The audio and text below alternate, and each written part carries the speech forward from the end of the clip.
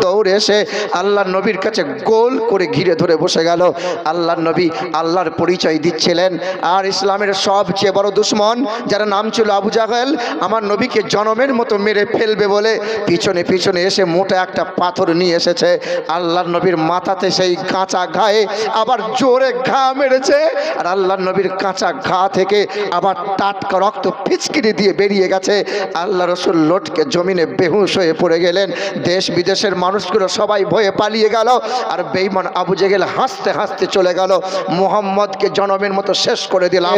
আপনি যে ধর্মের অনুসারী, খ্রিস্টান ধর্মের অনুসারী, যিশুর জীবনী তো আপনি লেখেন নাই, বালক ব্রহ্মচারী জীবনী তো আপনি লেখেন নাই, গুরু নানকের জীবনী তো আপনি লিখলেন না, মহাত্মা গান্ধীর জীবনী তো আপনি লেখেন নাই, স্বামী বিবেকানন্দের জীবনী আপনি লেখেন নাই, আপনি শ্রী চৈতন্য জীবনী লিখলেন না, স্বামী বিবেকানন্দের জীবনী আপনি লিখলেন না, রামকৃষ্ণ জীবনী আপনি লিখলেন না। সেই দিন ডক্টর মাইকেল এইচ হার্ট বলেছিল, শুনে রেখে দাও, আমি ডক্টর মাইকেল এইচ হার্ট বলে দাহান্ডের বইটা লিখে দিয়েছি, 100 ভালো ভালো মানুষের জীবনী লিপিবদ্ধ করে দিয়েছে। সর্বপ্রথমে যে মানুষটার জীবনী আমি পড়ে পড়ে দেখলাম, আমি সবার জীবনী পড়েছি, স্বামী বিবেকানন্দের জীবনী পড়েছি, রামকৃষ্ণ জীবনী পড়েছি, শ্রী চৈতন্য জীবনী। আচ্ছা, আমরা সবাই তো বললাম আমরা আল্লাহর বান্দা, আল্লাহকে কোনোদিন জিজ্ঞাসা করি আল্লাহ তোমার কে বান্দা? আমার আল্লাহ পাক রব্বুল আলামিন বলেন, ইয়া ইবাদ লা খাউফুন আলাইকুমুল ইয়াউমা ওয়ালা আনতুম তাহজানুন। আমার বান্দা হবে যারা সুদের কারবার করবে না তারা, আমার বান্দা হবে তারা ভাইয়ের হক কোনোদিন মারবে না। রেখে দিয়েছি যত্ন করে। আল্লাহ পাক তুমি বাদশাকে শিফা করে দাও, বাদশার রোগকে ভালো করে দাও। বাদশার চোখ দিয়ে আঁসু বার হয়ে যায়, আহারে ফুটফুটে ছেলেটা আমার জন্য দোয়া করে। বাদশা কাঁদতে কাঁদতে বিছানায় শুয়ে গেল। আল্লাহর কসম, ইতিহাস সাক্ষ্য দেয়, সকালবেলায় ঘুম থেকে উঠে বাদশা বলে আমার পেটের যন্ত্রণা সব ভালো হয়ে যায়। বাবারা ভাইরা আমার, হাফেজে কোরআনকে বদলা দেবে।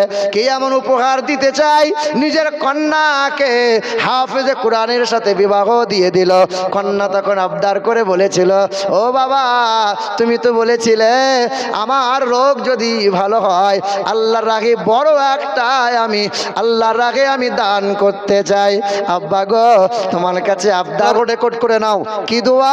ইয়া আর রাজ্জাকু, তার সাথে সাথে বলবেন আল্লাহুম্মা গফিনি, বলেন আল্লাহুম্মা গফিনি বিহালালিকা আন হারামিকা। বড় একবার গল্প শোনাই, তবে নেতাদের গল্প, সাংঘাতিক সব জোচ্চোর নেতারা এরকম করে করে না 20 তলা চলে গেছে। যে আর একটা বন্ধু সে গল্প ধরেছে, সেই গরম গরম গল্প বলতে বলতে 40 তলা গেছে।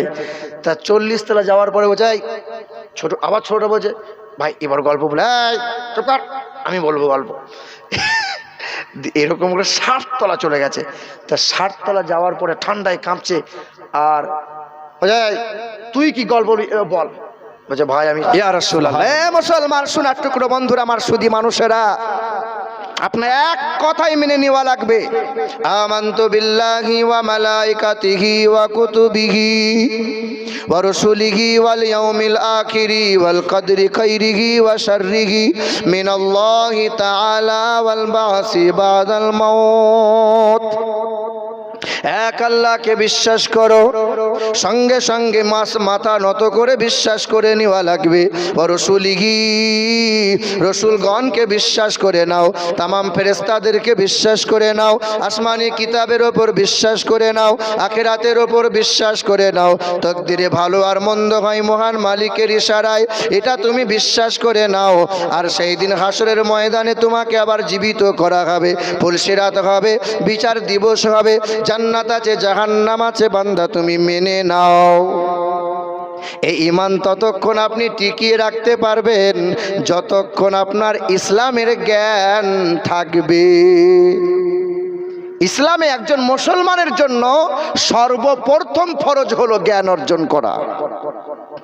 আপনার যদি জ্ঞান না থাকে, এখন তো অহরহ হুজুররা ইউটিউবে ঘুরে বেড়াচ্ছে, এই হুজুরের বক্তব্য, ওই হুজুরের বক্তব্য, কত বক্তব্য শুনবেন? যখন তখন ঈমান হারা হয়ে যাবে। হে বাবাজিরা, ভাইরা আমার, ওই বিদ্যা কখনো বিদ্যা হতে পারে না, ওই জ্ঞান কখনো জ্ঞান হতে পারে না যে বিদ্যা বাপ মায়ের সেবা করা শেখায় না। আপনার গ্রামে কোনো একজন শিক্ষিত মানুষ, কলেজের প্রফেসর, ও যখন বিয়ে করে 6 লাখ টাকা নগদ নিয়েছে, আর 12 ভরি সোনা নিয়েছে, খাট আলমারি তো নিয়েছে। আর আপনার গ্রামের গরিব ঘরের ছেলে 5 ওয়াক্ত নামাজ পড়ে, বিনা পয়সায় বিয়ে করে বউ বাড়ি নিয়ে এসছে। আচ্ছা বলুন তো, শিক্ষিত মানুষ কে? কলেজের প্রফেসর? আরে কলেজের প্রফেসর হতে পারে, ও মনুষ্যত্বহীন, ওর মানবিকতা বলে কিছু আছে? আপনার গ্রামের শিক্ষিত মানুষ, পিএইচডি করা ব্যক্তি, মাস্টার ডিগ্রি করেছে, এই ব্যক্তি টোটোওয়ালা তো টোটোওয়ালা গরিব ঘরের ছেলে এসে বলছে, বাবু আমাকে ডাকছিলেন বাবু। শিক্ষিত কাকে মনে হয়? শিক্ষিত হতে পারে, কিন্তু যে শিক্ষা মানুষকে ইজ্জত দিতে পারে না, যে শিক্ষা বাপ মায়ের সেবা করতে পারে না, যে শিক্ষা শ্বশুরের গলায় বাঁশ দিয়ে টাকা নেওয়া শেখায়, যে শিক্ষা পিশাব করে পানি নেওয়া শেখায় না, আরে ওই বিদ্যাকে লাথি মারি। আরে যে বিদ্যা লটারি কাটে, যে বিদ্যা সুদের কারবার করা শেখায়, আরে ওই বিদ্যার উপর থুতু নিক্ষেপ করি। আরে যে বিদ্যা ভাইয়ের হক মেরে খায়, আরে ওটা কোনো বিদ্যা হতে পারে? আরে ওই বিদ্যা অর্জন করো, যে বিদ্যাটা অর্জন করলে ছেলে বাপ মাকে কষ্ট কোনোদিন দেবে না, যে বিদ্যাটা অর্জন করলে পরে ওই ছেলে কোনোদিন লটারি কাটবে না, ওই বিদ্যাটা অর্জন করো। যে বিদ্যাটা অর্জন করলে সুদের কারবার কোনোদিন করবে না, ওই বিদ্যাটা অর্জন করো। যে বিদ্যাটা অর্জন করলে পরে কখনো শ্বশুরের গলায় বাঁশ দিয়ে টাকা নেবে না, ওই বিদ্যার নাম হলো কোরআন ও হাদিসের বিদ্যা। আল্লাহ নবী সাল্লাল্লাহু আলাইহি ওয়াসাল্লাম বলেন, খায়রুকুম মান তাআল্লামাল কুরআনা ওয়া আল্লামাহু। যে ব্যক্তি নিজে কোরআন শেখে, অপরকে কোরআন শেখায়, পৃথিবীর জমিনে সর্বশ্রেষ্ঠ মানব হলো তারা। বলো আমরা কারা? কোরআন পড়নে ওয়ালাদেরকে দেখে ইংরেজি পড়ানোওয়ালাকে বেশি ইজ্জত দিই যারা, আমরা হলাম তারা। ছেলের বুকে কোরআন কখনো ধরাবো না যারা, আমরা হলাম তারা। পেশাব করার পরে কেমন ইস্তেঞ্জা করতে হয় আজও ছেলেকে শেখাবো না যারা, আমরা হলাম তারা। ছেলের মাথায় টুপি দিয়ে মসজিদ মক্তবে নিয়ে যাব না যারা, আমরা হলাম তারা। আপনার ছেলে বিএড করো, আপনার ছেলে ডিএড করুক, আপনার ছেলে ডাক্তার হোক, আপনার ছেলে মাস্টার হোক, আপনার ছেলে প্রফেসর হোক, আমরা কোনো দিন মানা করি নাই। তবে আমি বলেছিলাম আপনার ছেলে যেন পাক না পাক চিনতে পারে, আপনার ছেলে যেন বৈধ অবৈধ সম্পর্কে জানতে পারে, আপনার ছেলে যেন হারাম হালালটা চিনতে পারে। এ মুসলমানের ছেলেরা, আপনার ছেলে যদি হারাম হালাল চিনতে না পারে, কোনটা ঘোলা পানি কোনটা ভালো পানি এটা যদি আপনার ছেলে জানতে না পারে, কোনটা পাক কোনটা না পাক এটা যদি বুঝতে না পারে, আপনার ছেলে মানুষ তৈরি হয় নাই, আপনার ছেলে কুকুরের বাচ্চা হয়। কিসের বাচ্চা? হ্যাঁ, এর চাইতে খারাপ ভাষা আল্লাহ বলেছেন। আমার আল্লাহ পাক রব্বুল আলামিন জানিয়ে দেন, ওয়ালাকাদ যারানা লি জাহান্নামা কাসীরাম মিনাল জিন্নি ওয়াল ইনস লাহুম কুলুবুন লা ইয়াফকাহুনা বিহা ওয়া লাহুম আ'ইনুন লা ইবসিরুনা বিহা ওয়া লাহুম আদানুন লা ইয়াসমাউনা বিহা উলাইকা কাল আনআম।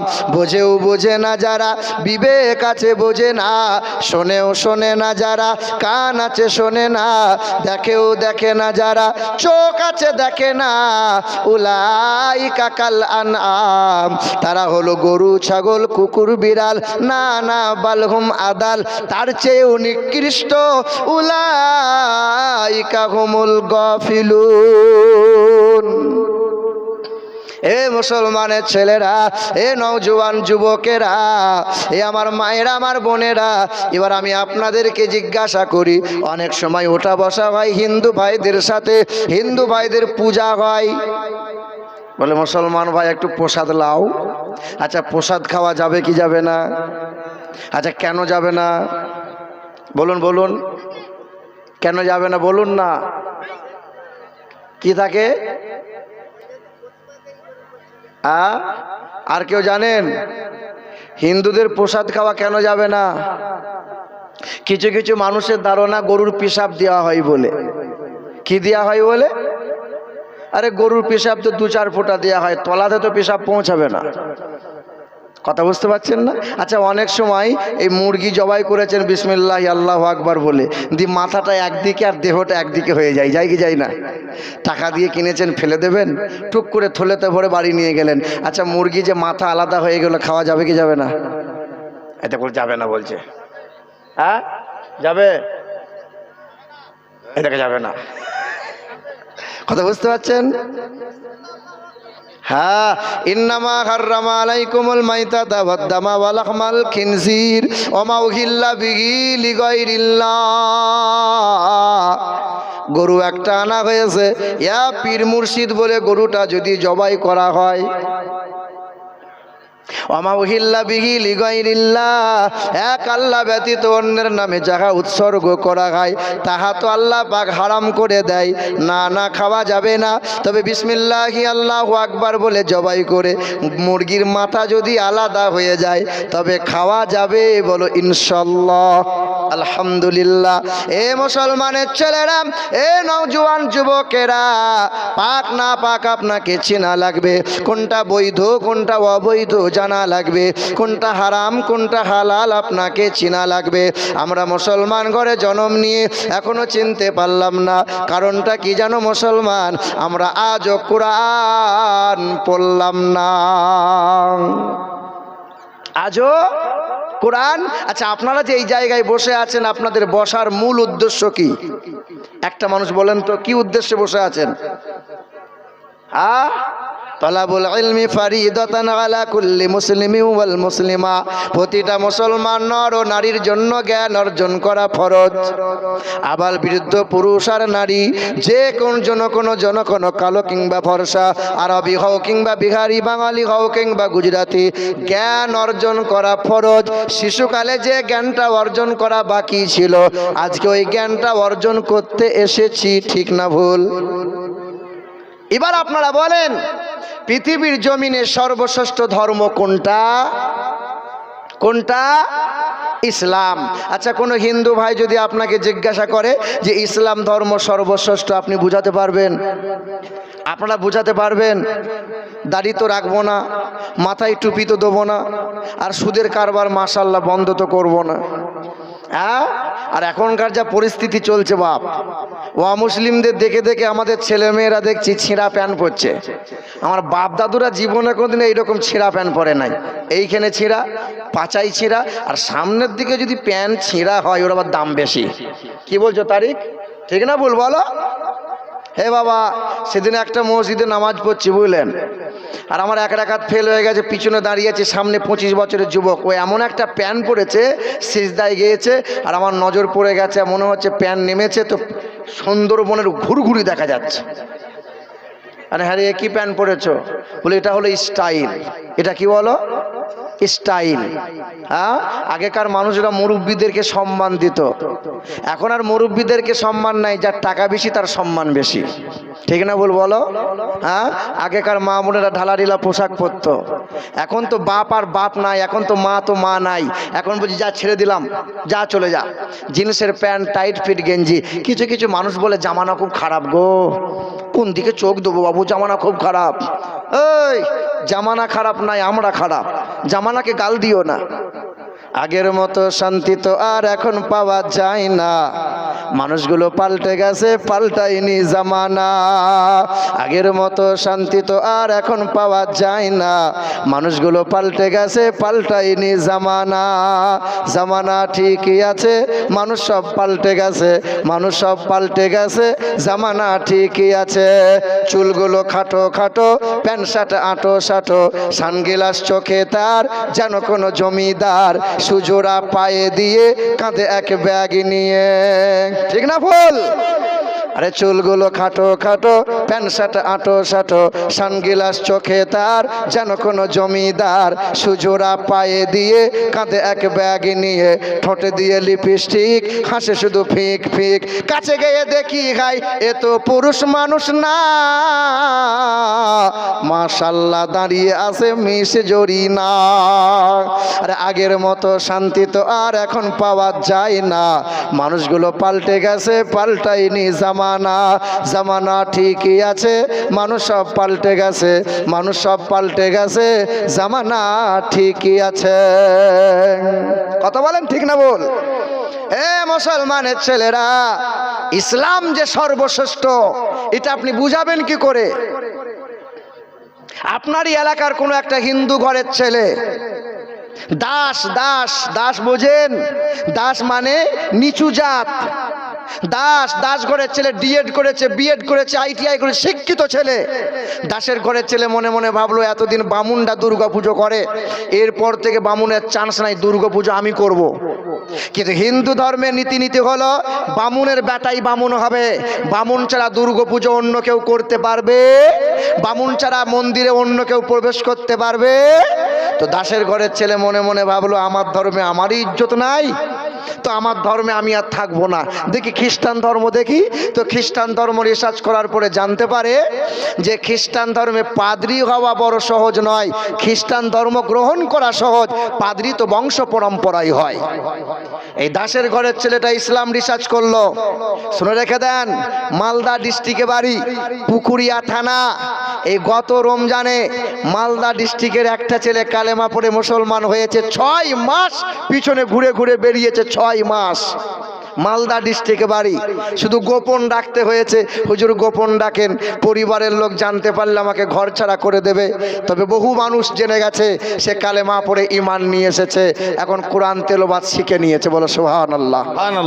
এই দাসের ঘরের ছেলেটা মনে মনে চিন্তা করলো ইসলাম রিসার্চ করি। ইসলাম ধর্মটা রিসার্চ করার পরে পাক ও পবিত্র হয়ে গেল, কালেমা লা ইলাহা ইল্লাল্লাহ মুহাম্মাদুর রাসূলুল্লাহ কালেমা পড়ে নিল, ঈমান নিয়ে এলো। কালেমা পড়ে নেওয়ার পরে এই আপনার হাসপাতালের মোড়ে যে একটা মসজিদ আছে, ইমাম বশিরউদ্দিন সাহেব আপনার ইমামতি করে, ওই মসজিদে দাসের ঘরের ছেলেটা ইমাম সাহেবের পাশে বসে কোরআন পড়া শিখে নিয়েছে। ইমাম সাহেব শিখিয়ে দিয়েছে নামাজ তরিকাগুলো। ইমাম সাহেব আপনার জলসায় 4 দিন কলকাতায় চলে গেছে, আপনার হাসপাতালের মোড়ে মসজিদে ইমামতি করার মতো আর হুজুর নাই। দাসের ঘরের ছেলে দাঁড়িয়ে আছে, আপনি কি করলেন? ওই ছেলের হাতটা ধরে ইমামতির জায়গায় দাঁড় করিয়ে দিলেন। বলেন হাসপাতাল মোড়ের এলাকার মুসলমানেরা, বলেন মোড়ার ওই এলাকার শিক্ষিত মানুষেরা, কাল ছিল দাসের ছেলে, আজ কালেমা পড়ে ঈমান নিয়ে আসার কারণে এই ছেলেকে যদি মসজিদের ইমামতির জায়গায় দাঁড় করিয়ে দেওয়া হয়, এই ছেলেটা ইমামতি করতে পারবে কি পারবে না? এই পারবে, পারবে। এই ছেলের যদি যোগ্যতা অর্জন করে থাকে তো মক্কা মদিনায় ইমামতি করার সুযোগ আছে, বলো সুবহানাল্লাহ। ব্যানার্জি ঘরের ছেলেটা দাসের ঘরের মেয়েকে বিয়ে করতে পারে না, দাসের ঘরের ছেলেটা বামুনের মেয়েকে বিয়ে করতে পারবে না। কিন্তু ইসলাম ধর্ম শুনে রেখে দাও, ইসলাম ধর্ম নিচু জাত নাই, উঁচু জাত নাই, ইসলাম ধর্মে কোনো ভেদাভেদ নাই। আনসারি ঘরের ছেলে মমিন ঘরের মেয়েকে বিয়ে করতে পারে, খান ঘরের ছেলেটা শেখ ঘরের মেয়েকে বিয়ে করতে পারে। ইসলাম ধর্মে কালো ফর্সা দেশ বিদেশ উঁচু নিচু গরিব ধনী দেখা যাবে না। মাস্টার দাঁড়াবে যে কাতারে, চাকরকে কাঁধে কাঁধ মিলিয়ে দাঁড়াতে হবে। প্রফেসর দাঁড়িয়ে আছে, ওই গ্রামের শ্রমিকটা কাঁধে কাঁধ মিলিয়ে দাঁড়াবে। এর নাম হলো ইসলাম। জোরে বলো সুবহানাল্লাহ, সুবহানাল্লাহ। এ মুসলমান সোনার টুকরো বন্ধুরা, আমার সুধী মানুষেরা, সেই ধর্মের মানুষ আমরা, সেই ধর্মের মানুষ আমরা। আজকে দেখবেন হিংসায় হিংসায় পরিপূর্ণ। কোন ধর্মের মানুষ? যে ধর্মের বিড়ালকে কষ্ট দিলে জাহান্নামে যায়, যে ধর্মে লেখা আছে কুকুরের সেবা করে মহিলা জান্নাতি হয়। আর আমাদের ঘরের বৌমারা সব হিংসায় পরিপূর্ণ। হ্যাঁ, 2 ভাই বিয়ে করেছে, বিয়ে মানে ভেনু হয়ে গেছে, আলাদা হয়ে গেছে। আলাদা মানে ঘর আলাদা, হাঁড়ি আলাদা, গোয়াল আলাদা, ছাগল গরু আলাদা। কথা বলেন, ছাগল গরু হয়ে গেছে আলাদা, গোয়াল পার্টিশন হয়ে গেছে। এরও একটা গাই গরু, এরও একটা গাই গরু। বড় ভাইয়ের গাই গরুতে 10 কিলো করে দুধ দেয়, আর ছোট ভাইয়ের গরুতে 2 কিলোর বেশি দুধ হয় না। তো দিন রাত বউ বলে, তুমি যে নামাজ পড়ছো, কি নামাজ পড়ছো বাবু? বলে কেন? তোমার গরুর দুধ বাড়ে না কেন? দেখো দিনে নামাজের উপর তুলনা। দিন রাত শুধু খোঁচা মারে। কি দোয়া করছো তুমি?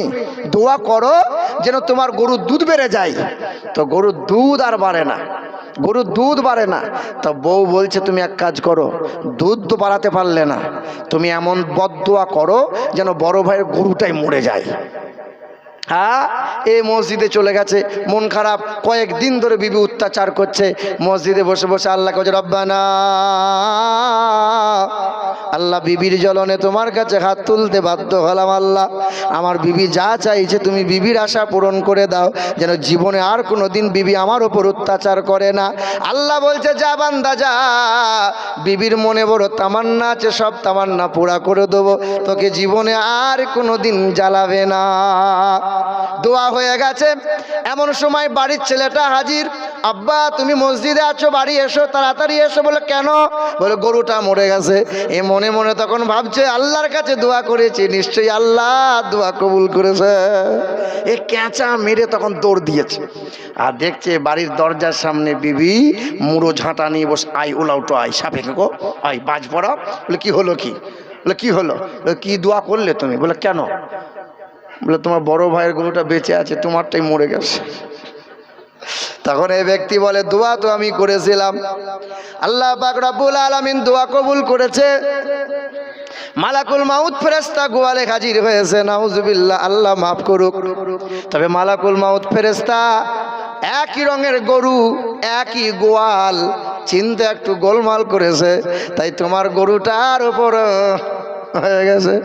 এ বাবাজিরা, ভাইরা আমার, মানবতা, ইসলাম হলো মানবতা, ইসলাম হলো সৌন্দর্যতা। হিংসা ইসলাম পছন্দ করে না।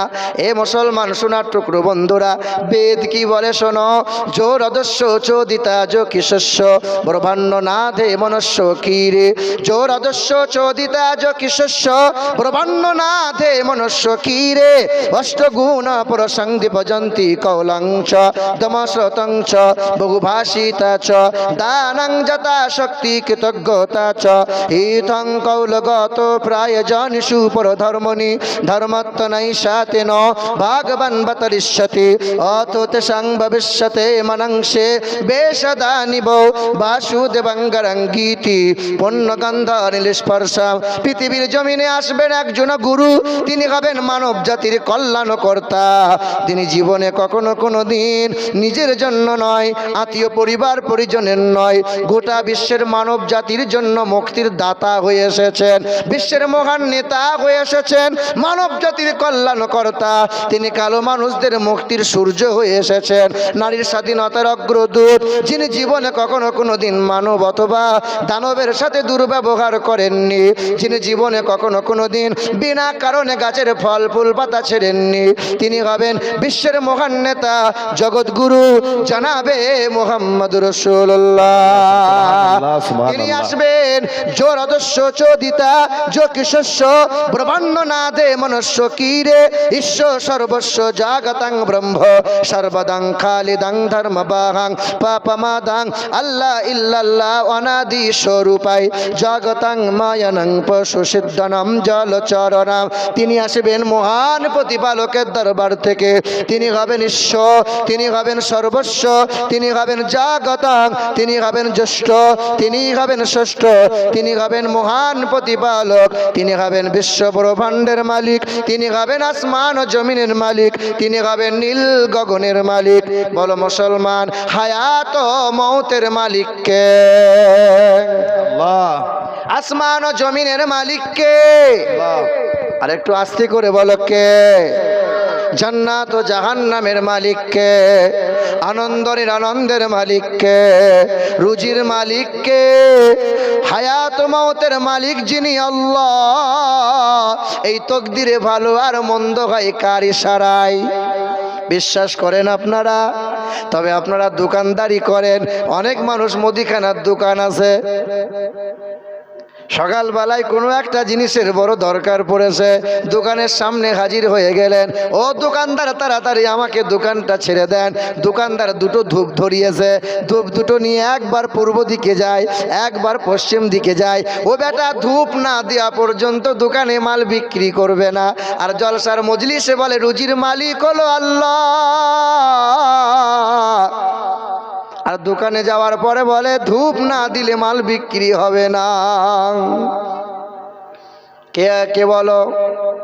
ধূপ ধূপ না মুসলমান, এটা ইমানদারের মনোভাব হতে পারে না। এ মুসলমানের ছেলেরা, অনেক ব্যক্তি ড্রাইভারগিরি করে, হঠাৎ করে রাস্তার মধ্যখান দিয়ে যদি বিড়াল পার হয়ে যায় আর রাস্তা পার হবে না। কি বলছেন বলেন?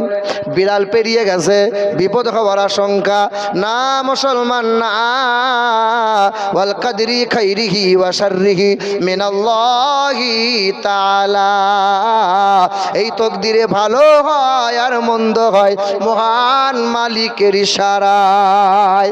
অনেক মহিলারা বলে রাতের বেলায় ঘরে ঝাড়ু দেওয়া যায় না, রাতের বেলায় ফল ফুল ছেঁড়া যায় না। না না মা, এইরকম ধারণা করা মুসলমানদের রাখা যায় না। অনেক মহিলাদের এমন ধারণা জুড়া কলা যেন খেও না, জুড়া কলা খেলে পরে কি হবে বলো? না না, বাজা করেন যিনি, নিঃসন্তানকে সন্তান দেন তিনি।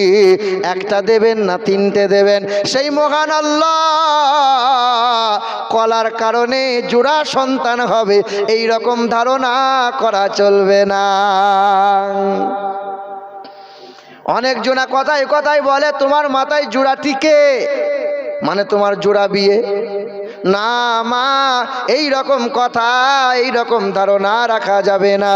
হে মুসলমান সোনার টুকরো বন্ধুরা, বেদ বড় সুন্দর করে বলে ঐশ্য সর্বস্ব জগতং ব্রহ্ম ইথং কৌলগত প্রায়জনিষু পরধর্মনি ধর্মত্তনৈষাতেন ভগবান বতরিষ্যতি চতুর্বিভ্রাতি ভেদং করিষ্যামি কালিকায়াম। পৃথিবীর জমিনে ওই মহান প্রতিপালকের দরবার থেকে আসবেন গুরু, তেনার চারজন বন্ধু আর সহচর হবে। তিনি হবেন জগৎগুরু, বিশ্বের মহান নেতা। তার বাবার নাম হবে বিষ্ণু যশা, তার বাংলা করলে হবে আল্লাহর দাস, তার আরবি করলে হবে আব্দুল্লাহ। তার মায়ের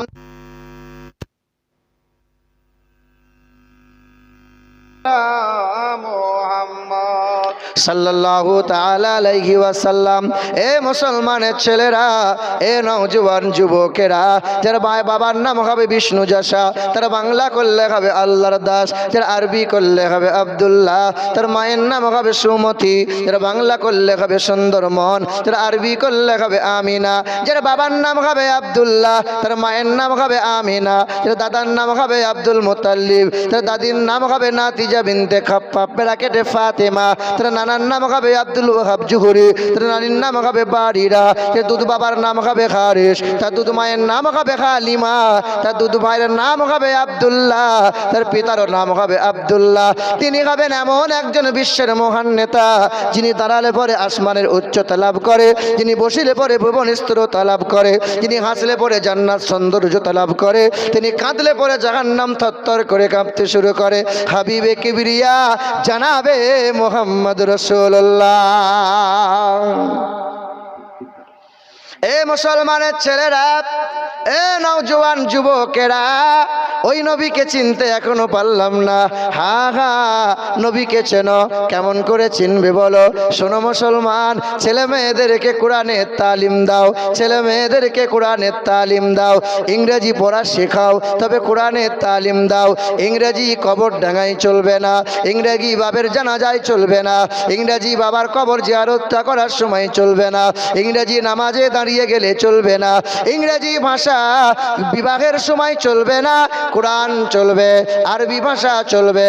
কোরআন হলো আল্লাহর ভাষা, জমিনে নবী মুস্তাফার ভাষা, কবরের ভাষা, আখিরাতের ভাষা। সব জায়গায় কোরআন চলবে, সব জায়গায় আরবি চলবে, সব জায়গায় ইংরেজি চলবে না। এ মুসলমানের ছেলেরা, এ নওজোয়ান যুবকেরা, আমেরিকার দেশের বিখ্যাত একজন লেখকের নাম বলে দিয়ে যায়।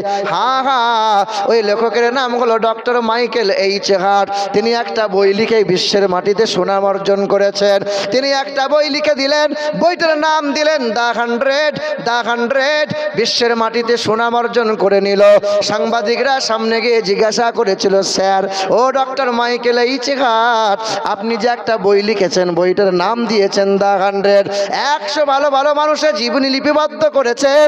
তবে বইটা পড়ে পড়ে দেখলাম সবার শুরুতে সর্বপ্রথমে যে মানুষটার জীবনী দিয়ে বইটা শুরু করেছেন, আপনার তো গুরুদেব, আপনি যে ধর্মের অনুসারী, খ্রিস্টান ধর্মের অনুসারী, যিশুর জীবনী তো আপনি লেখেন নাই, বালক ব্রহ্মচারীর জীবনী তো আপনি লেখেন নাই, গুরু নানকের জীবনী তো আপনি লিখলেন না, মহাত্মা গান্ধীর জীবনী তো আপনি লেখেন নাই, স্বামী বিবেকানন্দের জীবনী আপনি লেখেন নাই, আপনি শ্রী চৈতন্য জীবনী লিখলেন না, স্বামী বিবেকানন্দের জীবনী আপনি লিখলেন না, রামকৃষ্ণ জীবনী আপনি লিখলেন না।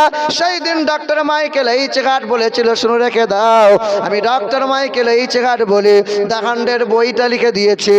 100 ভালো ভালো মানুষের জীবনী লিপিবদ্ধ করে দিয়েছে।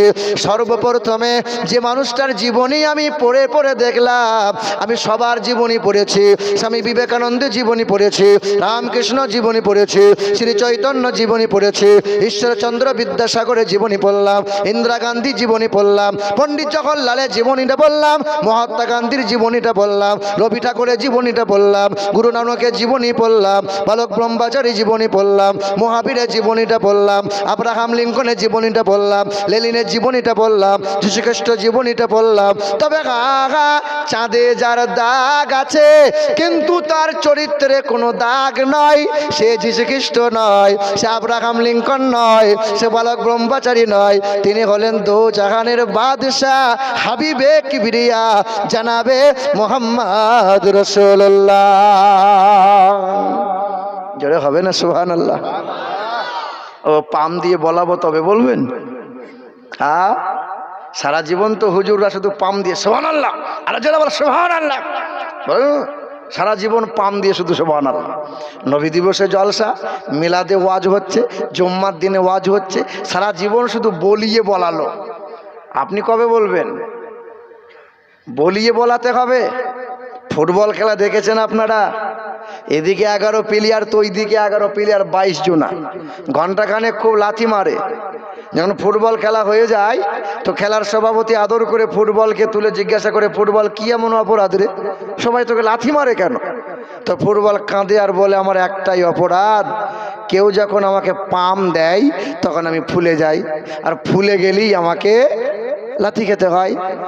আমার মতো হুজুররা আপনাকে পাম দিয়ে বলাবে তবে বলবেন? হ্যাঁ, এখনো পাম দিয়ে, যখন মুসলমান মার খাচ্ছে তখনও আপনাকে বলিয়ে বলাতে হবে? এ বাবাজিরা, ভাইরা আমার, সোনার টুকরো বন্ধুরা, আমার সুধী মানুষেরা, বিশ্বের মাটিতে মার খাচ্ছে কারা? মুসলমান যারা। বিশ্বের মাটিতে মরছে কারা? আমরা মুসলমান যারা। ঠিক না ভুল বলেন? কিছুদিন আগে ভারত পাকিস্তান অস্ট্রেলিয়া সব খেলা হচ্ছিল, অস্ট্রেলিয়া জিতে কাপ নিয়ে বাড়ি চলে গেল, আর পাকিস্তান যেই হেরে গেল, আমাদের মতো টুপিওয়ালা আমাকে দেখে বলছে, ওই পাকিস্তানি, ওই পাকিস্তানি কেমন দিলাম। অত পাকিস্তানি হেরে যেত, আমাকে বলিস কেন? মানে টুপিওয়ালা দেখলি ওদের খুব জ্বলন হয়, ওরা মনে মনে খুব চায় যে মুসলমানগুলো পাকিস্তান চলে যাক। এমনি এমনি চলে যাব? এটা আমরা বাপের দেশ, এই দেশের মাটিতে আমরা যে রক্ত দিয়েছি, আমরা যে পরিমাণে জীবন দিয়েছি, তোর বাপ দাদু দিতে পারবে? এখনো ইন্ডিয়া গেটে 92,000 কম বেশি স্বাধীনতা সংগ্রামীদের নাম লেখা আছে, তবে সবচেয়ে বেশি দাড়িওয়ালা টুপিওয়ালা 62,000 শুধু মুসলমানদের নাম পাওয়া যায়। আর আমরা মুসলমান চলে যাব? আরে হতে পারে ভারতবর্ষ হিন্দুস্তানের মাটি, মুসলমানের রক্ত দিয়ে এই দেশে হয়েছে খাঁটি। ইংরেজদের তাড়িয়ে আনিল যারা ভারতের স্বাধীনতা, মুছে গেল ইতিহাস হতে আজ তাদেরই কথা। ক্ষুদিরাম বাদলবি, 9 দিনেশ প্রফুল্ল চাকি, এরাই এনেছে স্বাধীনতা, আর কেউ আনেনি নাকি? এ মুসলমান সোনার টুকরো বন্ধুরা, আমার সুধী মানুষেরা, আল্লাহ পাক রব্বুল আলামিনের, আল্লাহ পাকের ঘর কাবা ধ্বংস করতে চেয়েছিল আব্রাহা বাদশাহ। জালিম আব্রাহা হস্ত বাহিনী নিয়ে কাবা ঘর ধ্বংস করে দেবে। কাবা ঘর কার? কাবা ঘর কার? বলছে আমার জিনিস আমি হেফাজত করব, আমার সম্পদ আমি আল্লাহ হেফাজত করব, কোনো মানুষের দরকার নাই, ফেরেশতাদের দরকার নাই। আসমানের ঝাঁক ঝাঁক আবাবিল পাখিকে আমার আল্লাহ হুকুম করেছিলেন, 2 গ্রাম 5 গ্রাম 10 গ্রামের কাকড় তোমরা মুখে তুলে নাও। কাকড় তারা মুখে তুলে নিয়েছিল। আল্লাহ পাকের অর্ডার হয়েছিল, 5 গ্রামের কাকড় নিক্ষেপ করেছিল। 5 গ্রামের কাকড়টাকে আমার আল্লাহ 5 কুইন্টাল বানিয়েছিলেন। 10 কুইন্টাল বানিয়ে দিয়ে আর জালিম আবরাহা হস্তবাহিনী সকলকে সব ধূলিসাৎ করে দিয়েছিলেন। সে আল্লাহ এখনো আছে না নাই? হ্যাঁ, সেদিন নলহাটি বাজারে একজন শিক্ষিত মানুষ বলছে, কবেকার আল্লাহ এখনো আছে? আল্লাহ কবেকার, বুড়ো হয়ে গেছে। বলো নাউজুবিল্লাহ। আহা হা, তো শিক্ষিত হলি কি করে? তোকে শিক্ষিত বানালো কে? যে ইব্রাহিম নবীকে কঠিন অগ্নিকুণ্ড থেকে যে মহান মালিক নাজাত দিয়েছিলেন, সে আল্লাহ এখনো আছে না নাই? যে আল্লাহ ইউনুস নবীকে মাছের পেট থেকে নাজাত দিয়েছেন, সে আল্লাহ এখনো আছে না নাই? যে আল্লাহ ইউসুফ নবীকে কুয়া থেকে উদ্ধার করেছিলেন, সে আল্লাহ এখনো আছে না নাই? যে আল্লাহ আইয়ুব নবীকে কুষ্ঠব্যাধি হইতে শিফা দিয়েছিলেন, সে আল্লাহ এখনো আছে না নাই? যে আল্লাহ পাক রব্বুল আলামিন নূহ নবীকে মহাপ্লাবন থেকে নাজাত দিয়েছিলেন, সে আল্লাহ এখনো আছে, এখনো আছে। আমরা মুসলমান চাওয়ার মতো চাইতে পারি নাই। বলুন তো, মুরারয়ের একজন মুসলমান বলুন যে 2 রাকাত সালাতুল হাজাতের নামাজ পড়ে ওই ফিলিস্তিনের মুসলমানদের জন্য কেঁদে কেঁদে বলেছে, মহান মালিক পাসপোর্ট নাই, ভিসা নাই, থাকলে পরে ফিলিস্তিনে চলে যেতাম আর জালিম বেঈমানদের বিরুদ্ধে যুদ্ধ করতাম, জীবন বিলিয়ে দিতাম। আল্লাহ পাসপোর্টও নাই, ভিসাও নাই, আল্লাহ পাখনাও নাই যে উড়ে যাব। আল্লাহ তুমি আবাবিল পাখি দিয়ে বেঈমানগুলোকে যেমন করে ধূলিসাৎ করেছ, ওই রকম বেঈমান জালিম ইহুদিগুলোকে আল্লাহ তুমি ধূলিসাৎ করে দাও। বলতে পেরেছেন একজনা? 2 রাকাত নামাজ পড়ে কে বলেছিলেন? আপনি বলেছিলেন? 2 জন, মাশাআল্লাহ, আলহামদুলিল্লাহ। 3 জন।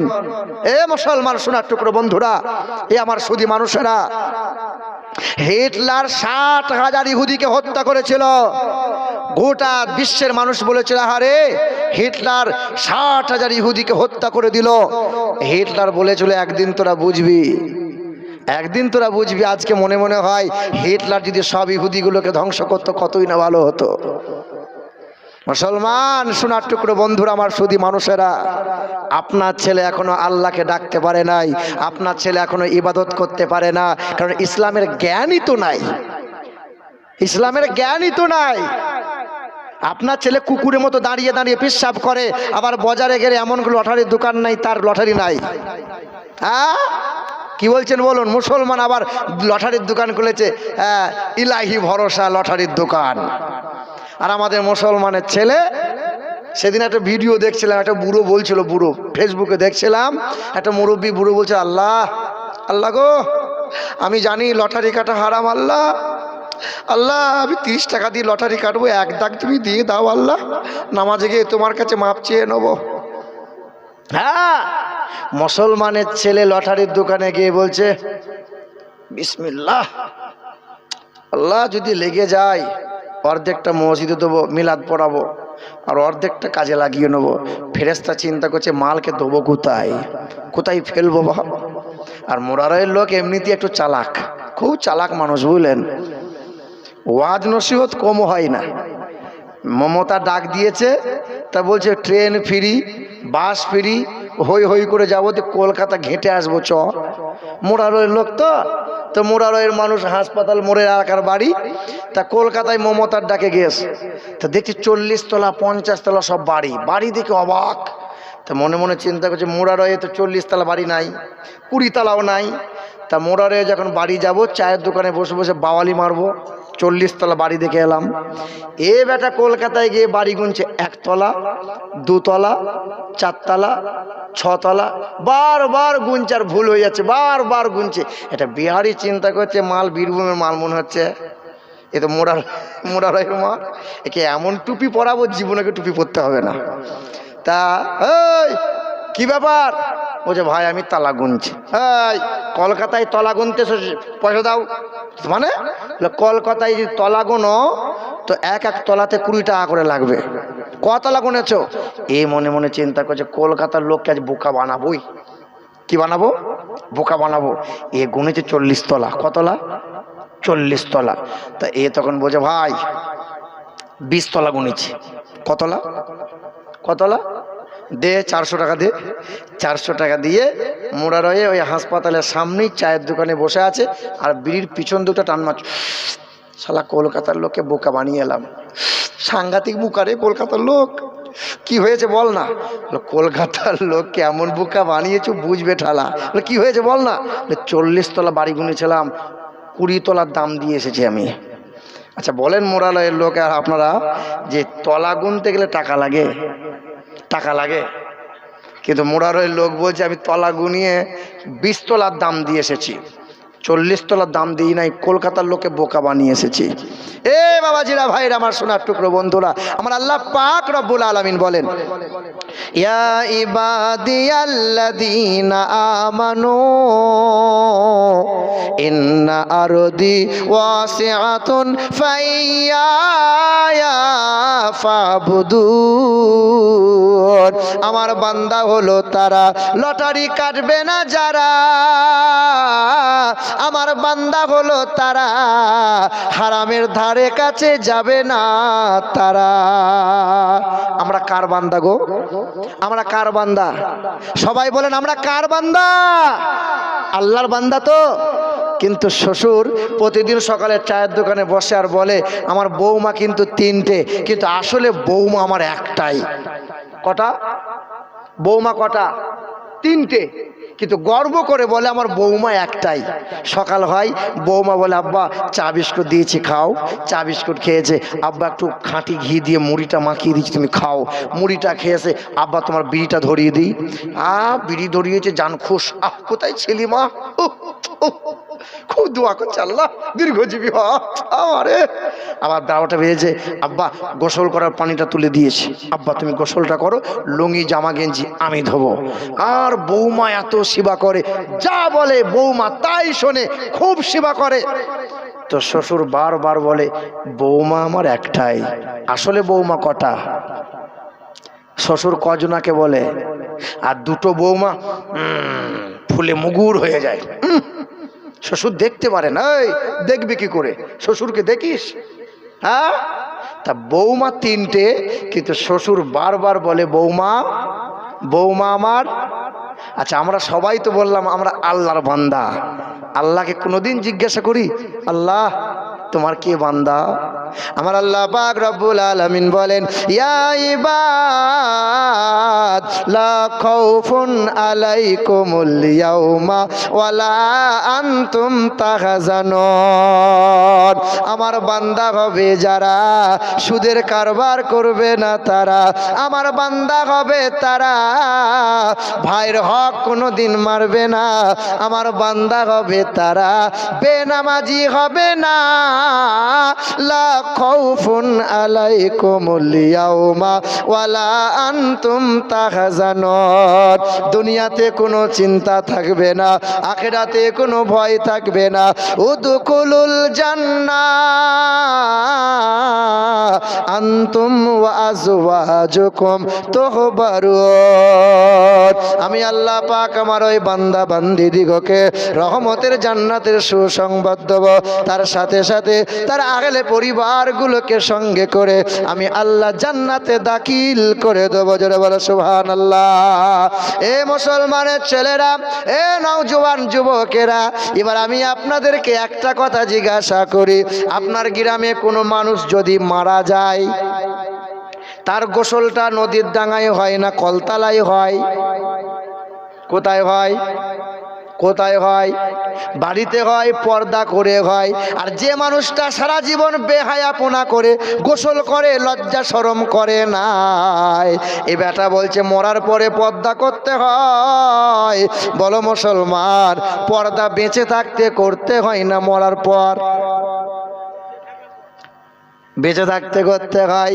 জানাজার ময়দানে দাঁড়িয়ে গেলেন আমাদের বশির সাহেব, তখন বলছে বাবা কোদালের বাপ মরে গেছে, আল্লাহর ওয়াস্তে সবাই সব মাফ করে দিও বাবা। বেঁচে থাকতে মাপ চাইতে হয় না, মরার পরে মাপ চাইতে হয়। আর ওই মজলিসে দাঁড়িয়ে আছে মেয়ের বাপ, মনে মনে বলছে আল্লাহ আমার 1 লাখ টাকা দিতে 1 বছর দেরি হয়েছিল, এই আমার বিয়াই ছিল, দিনরাত মেয়েকে খুঁটা দিয়েছিল, আমার মেয়েটা কাঁদতে কাঁদতে বাড়ি এসেছিল। সেই দিন ওই বিয়াই মশাই মনে মনে বলে আল্লাহ সবাই মাপ করতে পারে, আমার হৃদয় কোনোদিন তার অপরাধটা মাপ করবে না। তার জানাজা যদি বড় হুজুর এসে পড়িয়ে দিয়ে যায় তবু তার জন্য মাপ নাই। মক্কা মদিনা থেকে যদি ইমাম ভাড়া করে নিয়ে আসা হয় তবু তার জন্য মাপ কেউ করাতে পারবে না। মানুষের সাথে জড়িত পাপ বেঁচে থাকতে মাপ চাওয়া লাগবে, দুনিয়া থেকে মরে যাওয়ার পরে হুজুরকে দিয়ে মাপ চাইয়ে কোনো লাভ নাই। আমাদের গ্রামে সেদিন এক মেয়ের বাপ আমাকে ধরে নিয়ে গেছে, ভাই আসতেই হবে আপনাকে, চলো। তার ছেলেকে নিয়ে এসছে, আমাদের ওদিকে তো এঁড়ে গরু বললেন 2-4 লাখ টাকা না হলে বিক্রি হবে না। তা সামনে বসিয়েছে, এদিকে ছেলে মধ্যখানে, ছেলের চাচা ছেলের বোনাই সব বসেছে, দিয়ে দর কষাকষি হচ্ছে। তা বলছে আমার ছেলের 2 লাখ টাকা লাগবে। ক লাখ? তা মেয়ের বাপ বলছে ভাই কি করে দেবো বলো, খুব কষ্ট করে সংসার করি ভাই, কি করে সম্ভব বলো। তা আমি মনে মনে চিন্তা করছি 2 লাখ টাকা চাইছে, মনে হয় বাপ ধার ফাড় দেখে দিয়ে গেল বোধহয়, এখন চাইতে এসেছে।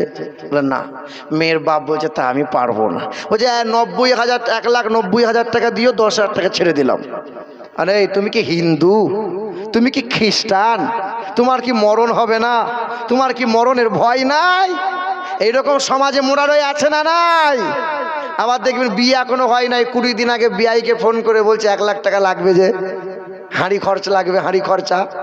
মানে বিয়ের আগে টাকা চলে এসছে বিয়ের ঘরে, দিয়ে গোটা পাড়া গোটা মহল্লাকে ভোজ করে খাওয়াচ্ছে। আর আমাদের গ্রামে সব 5 ওয়াক্ত নামাজ পড়ে দাড়িওয়ালা লোকগুলো ওই হারামখোরের বাড়ি গলা পর্যন্ত খেয়েছে, দিয়ে রাতের বেলায় দোয়া করছে হব্বানা হব্বানা, আল্লাহ যেন আমার দোয়া কোনো জায়গায় ঠেকে থাকে না, বাঁশতলা দিয়ে ফুরুত করে যেন ফিরদাউস চলে যায়। ফেরেশতা বলছে তোকে আছিলা করে ছিলবো, সহজে তোকে ছাড়বো না। হারামখোরের বাড়ি হারাম খেয়ে হব্বানা হব্বানা করো। কি বলছে বলো? এ মুসলমানের ছেলেরা, এ আমার নওজোয়ান যুবকেরা, তবে সমাজে কিছু কিছু হাজি দেখা যায়, হাজি হাজি। আমাদের একটা হাজি সাহেব বললেন, ইউটিউবাররা এই কথাটা কেটে দিও, এই কথাটা কেটে দিও বাপ, শুনছো নাহলে আমাকে গ্রাম ছাড়া করে দেবে। আমাদের গ্রামে একটা হাজি সাহেব বললেন, এত বড় তসবিহ নিয়ে এসে, এত বড় মক্কা থেকে নিয়ে এসছে, দিয়ে নামাজের 5 মিনিট আগেও মসজিদে চলে যায়। তা আমি গিয়ে দেখছি বেটা সুবহানাল্লাহ সুবহানাল্লাহ এমন করছে। আরে সাংঘাতিক মারলে, আরে হাজি সাহেব এমন করছে কেন? আরে টাটকা হাজি আমি, টাটকা হাজি। মানে শালা তোর এত মার হবে? এ বাবাজির আমার, ও হাজি সারা জীবন বাপ মাকে খেতে দেয় নাই, কোনো রকম এদিক ওদিক করে টাকা করেছে, দিয়ে হজ করে নিয়ে চলে এসছে, দিয়ে হজ করে এসেছে, দিয়ে মসজিদে বসে বসে তসবিহ গুনছে। আমি হাজি সাহেবের পাশে গিয়ে বললাম বাপ মা এখন কেমন আছে? বলে বাপ মা এখন গোয়ালেই আছে। মানে আল্লাহর কসম করে বলছি, তুমি হাজি হয়ে মরবে বটে, কিন্তু শুয়োরের বাচ্চা হয়ে তুমি কবর থেকে উঠবে, এটা লিখে রেখে দাও। যে বিদ্যা, যে আমল, যে ইলম তোমার বাপ মায়ের সেবা করা শেখাতে পারলো না, আরে ওই বিদ্যাকে লাথি মারি, ওই বিদ্যার 1 পয়সা দাম দিই না। পৃথিবীতে একটা আলেমকে দেখান যার ভেতরে কোরআন আছে, হাদিস আছে, যে আলেমটা বাপ মাকে খেতে দেয় না, যে আলেমটা সুদের কারবার, লটারি কারবার করে, যে আলেমটা বিয়ে করার সময় লাখ টাকা শ্বশুরের গলায় বাঁশ দিয়ে টাকা নিয়েছে, একটা দেখাতে পারবেন না, কারণ কোরআন আছে, ওর বুকে হাদিস আছে। মুসলমান, আমার খুব মনে পড়ে, আমি যখন ছোট ছিলাম না, আমার বাপ পরের ঘরে কাজ করে আমাদের মতো ছেলেকে মানুষ করেছে। এখন তো টাকা পয়সা হয়েছে, হুজুররা গাড়ি চালা চলতে পারি না। এ বাবা, আমার বাপ পরের ঘরে কাজ করেছিল। ছোটবেলায় তখন আমার জ্ঞান ছিল না, অজ্ঞান অবস্থায় মাকে বলেছিলাম, মা পাশের বাড়ির সব বাবুদের ছেলেরা কত সুন্দর জুতো আর জামা কিনে নিয়ে এসছে, আমাকে দেখালো। ও মা, আমার জন্য একটা জুতো আর জামা নিয়ে আসতে বলো না আব্বাকে।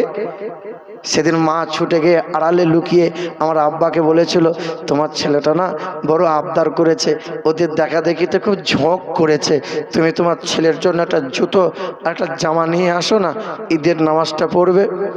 সেদিন আমার আব্বার চোখ দিয়ে গরম পানিটা গড়িয়ে গিয়ে বলেছিল, তুই তো জানিস রে, ঘরে 3 মাস ধরে সেরকম টাকা নেই, খরার সময় 3 মাস কাজও করার সুযোগ পাইনি। আমার বাবা সকালবেলায় ফজরের নামাজটা পড়ে ছুটে গিয়ে ওই ধনির বাড়িতে দরজার সামনে দাঁড়িয়ে বলেছিল, বাবু 200 টাকা দেবেন? কি করবি রে? আমার ছেলের জন্য একটু জামার জুতা কিনবো। কবে শোধ করবি?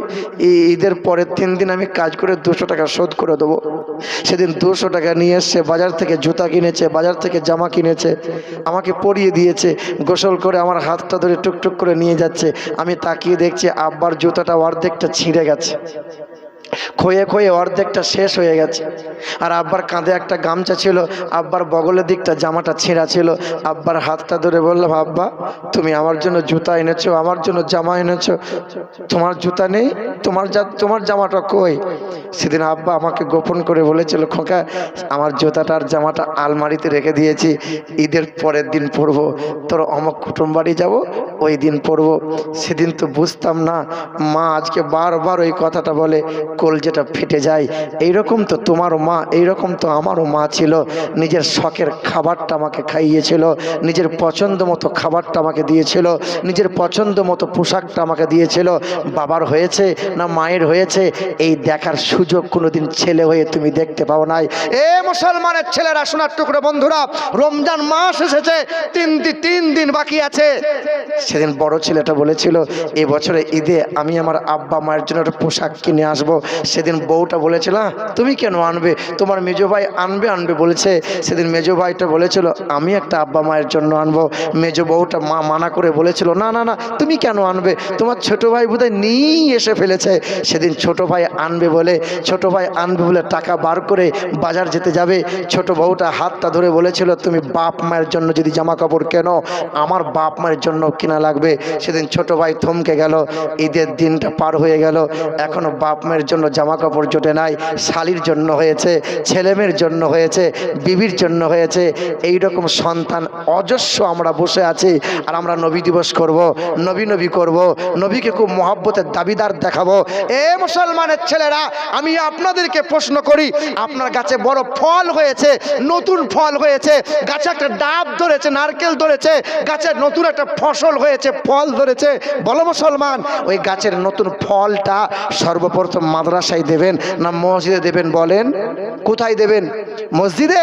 না না, আল্লাহ পাক বলছেন না, কুল মা আনফাকতুম মিন খাইরিন ফালিল ওয়ালিদাইন ওয়াল আকরাবিন ওয়াল ইয়াতামা ওয়াল মাসাকিন ওয়া বানাস সাবিল। আগে বাপ মায়ের চরণে দাও, বাপ মায়ের চরণে দাও, বাপ মায়ের চরণে দাও। মুসলমান সোনার টুকরো বন্ধুরা আমার, গোটা রমজান মাসে 100 মানুষকে ইফতার করানো হলো, কোনোদিন মনে হলো না যে বাপ মায়ের কাছে আগে ইফতারটা পাঠানো দরকার আছে। সমস্ত মানুষকে বস্ত্র দান করা হলো, গরিব অসহায়রা কাপড় নিয়ে চলে গেল। কোনোদিন মনে হলো না সবার আগে আব্বা মায়ের জন্য কাপড় দরকার ছিল? আজকে অনেকেরই 4 বছর হয়ে গেছে, 5 বছর হয়ে গেছে, আব্বা মাকে ওই নির্জন নিরবিলি জায়গায় নীরব নগরে শুইয়ে রেখে দিয়ে চলে এসছেন। কোনোদিন মনে হয়েছে আর 3 বছর 4 বছর হয়ে গেল, আব্বার সাথে একটু দেখা করা হলো না, মায়ের সাথে দেখা করা হলো না? কত নেমোখরাম সন্তান আছি আমরা যে বাপ মায়ের ঘরটা ভুলে গেছি। নবী বলেন, পারলে প্রতিদিন যাও, না পারলে তুমি জুম্মায় একটা দিন যাও, জুম্মা নামাজটা পড়ে পা করে চলে যাও। আর মায়ের কবরের কাছে দাঁড়িয়ে পূর্ব দিকে মুখটা করে উম্মুল কোরআন সূরা ফাতিহা পড়ে, ইখলাসটা পড়ে, দরুদ শরীফ পড়ে মহান মালিকের দরবারে দোয়া করো। আর মাকে বলো, মা কতদিন হলো মা ঘর থেকে চলে এসেছিস, তুই ঘরে নেই বলে ঘরটা ফাঁকা ফাঁকা লাগে। ছেলে কাঁদবে, ছেলের চোখ দিয়ে পানি ঝরবে, আর আমার আল্লাহ পাক মায়ের কবরটা জান্নাতের বাগান, জান্নাতি হাওয়া, জান্নাতি মেওয়া, জান্নাতি খাওয়া আল্লাহ কবরে পৌঁছে দেবে। আমরা পেরেছি বলেন? এ মুসলমান সোনার টুকরো বন্ধুরা আমার, সুধী মানুষেরা, সমাজে কত ঘা আছে। আল্লাহ নবী সাল্লাল্লাহু আলাইহি সাল্লাম 2 বছর বয়সে যখন মা হালিমার স্তনে মুখ লাগিয়ে দুধ পান করেছিলেন, নবী ডান দিকের স্তনে নবী দুধ পান করেছিলেন, বাম দিকের স্তনে কোনো দিন নবী মুখ লাগাই নাই, কোনো দিন নবী মুখ লাগাই নাই।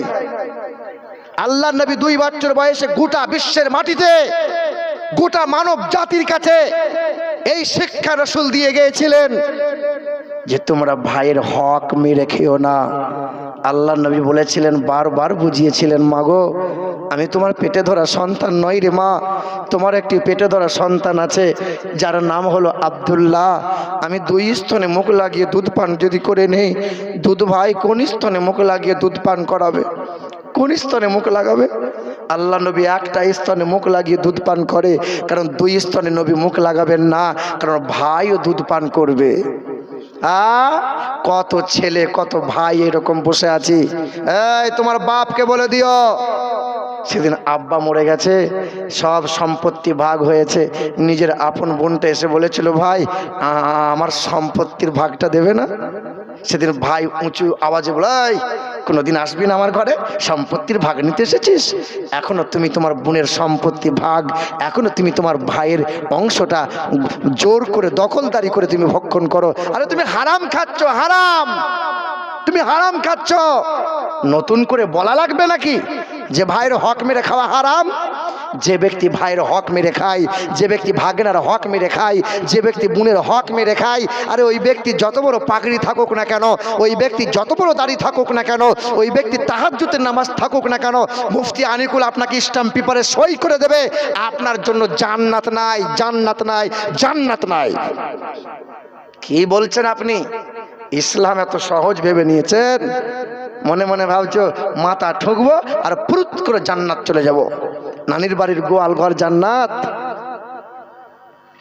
বাবাজিরা, ভাইরা আমার, এ মুসলমানের ছেলেরা, নওজোয়ান যুবকেরা, আল্লাহ রাসূল সাল্লাল্লাহু তাআলা আলাইহি ওয়াসাল্লাম দো জাহানের বাদশাহ হাবিবে কিবরিয়া জনাবে মুহাম্মদুর রাসূলুল্লাহ সাল্লাল্লাহু তাআলা আলাইহি ওয়াসাল্লামের নবীজির বয়স যখন 40টা বছর হয়ে গেল, আল্লাহ পাকের কোরআন নবীজির উপর নাজিল হয়ে গেল।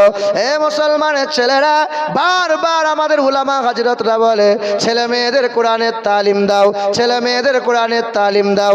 এখন কত মহিলাদের সুন্নি মাদ্রাসা হয়ে গেছে। আমাদের আনিকুল সাহেব একটা সুন্নি মাদ্রাসা মহিলাদের জন্য খুলে দিয়েছে। কত মাদ্রাসা হয়ে গেছে, বাচ্চাগুলোকে কোরআন হাদিসের তালিম দাও। হ্যাঁ, এটা হলো সেই কোরআন, যে কোরআনটা পড়লে পরে স্বভাব পাওয়া যায়, যে কোরআনটা দেখলে পরে স্বভাব পাওয়া যায়, যে কোরআনটা শুনলে পরে স্বভাব পাওয়া যায়, যে কোরআনটা ছুঁইলে পরে স্বভাব পাওয়া যায়, যে কোরআনটা বুকে নিলে স্বভাব পাওয়া যায়। এই কোরআনের পর্শে থেকে কত কত বৈজ্ঞানিকরা কালেমা পড়ে ঈমান নিয়ে এসে যায়। এই কোরআনের পর্শে থেকে কত ছোট ছোট মানুষগুলোকে আল্লাহ তার প্রিয় বান্দা বানিয়ে দেন। এ বাণী সকলের নয়, শুধু মুমিনের, যারাই চলবে মেনে ফল পাবে কোরআনের। এ বাণী সকলের নয়, শুধু মুমিনের, যারাই চলবে মেনে ফল পাবে কোরআনের। ঘরে বলো কিবা রাষ্ট্রে বলো, ঘরে বলো কিবা রাষ্ট্রে বলো, অশান্তি দূর করে শান্তি আনে। সমাধান সমাধান চাও যদি জীবনে মরণে, ফিরে যাও খুঁজে নাও, চোখ রাখো কোরআনে। সমাধান জাগার পরশ পেয়ে পাথর হলো সোনা, সন্দেহ ভুল নাই তাহারে কি ঠিকানা। জাগার পরশ পেয়ে পাথর হলো সোনা, সন্দেহ ভুল নাই তাহারে কি ঠিকানা। এ যে এক বিপ্লব, পিছে ফেলে যত সব এগিয়ে চলে সে অগ্রপানে। সমাধান সমাধান চাও যদি জীবনে মরণে, ফিরে যাও খুঁজে নাও, চোখ রাখো কোরআনে। সমাধান আল্লাহ হুম্মা সাল্লি আলা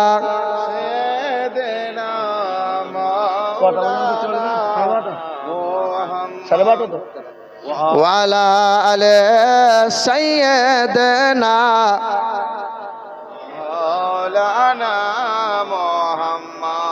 সাল্লু আলা মুহাম্মাদিন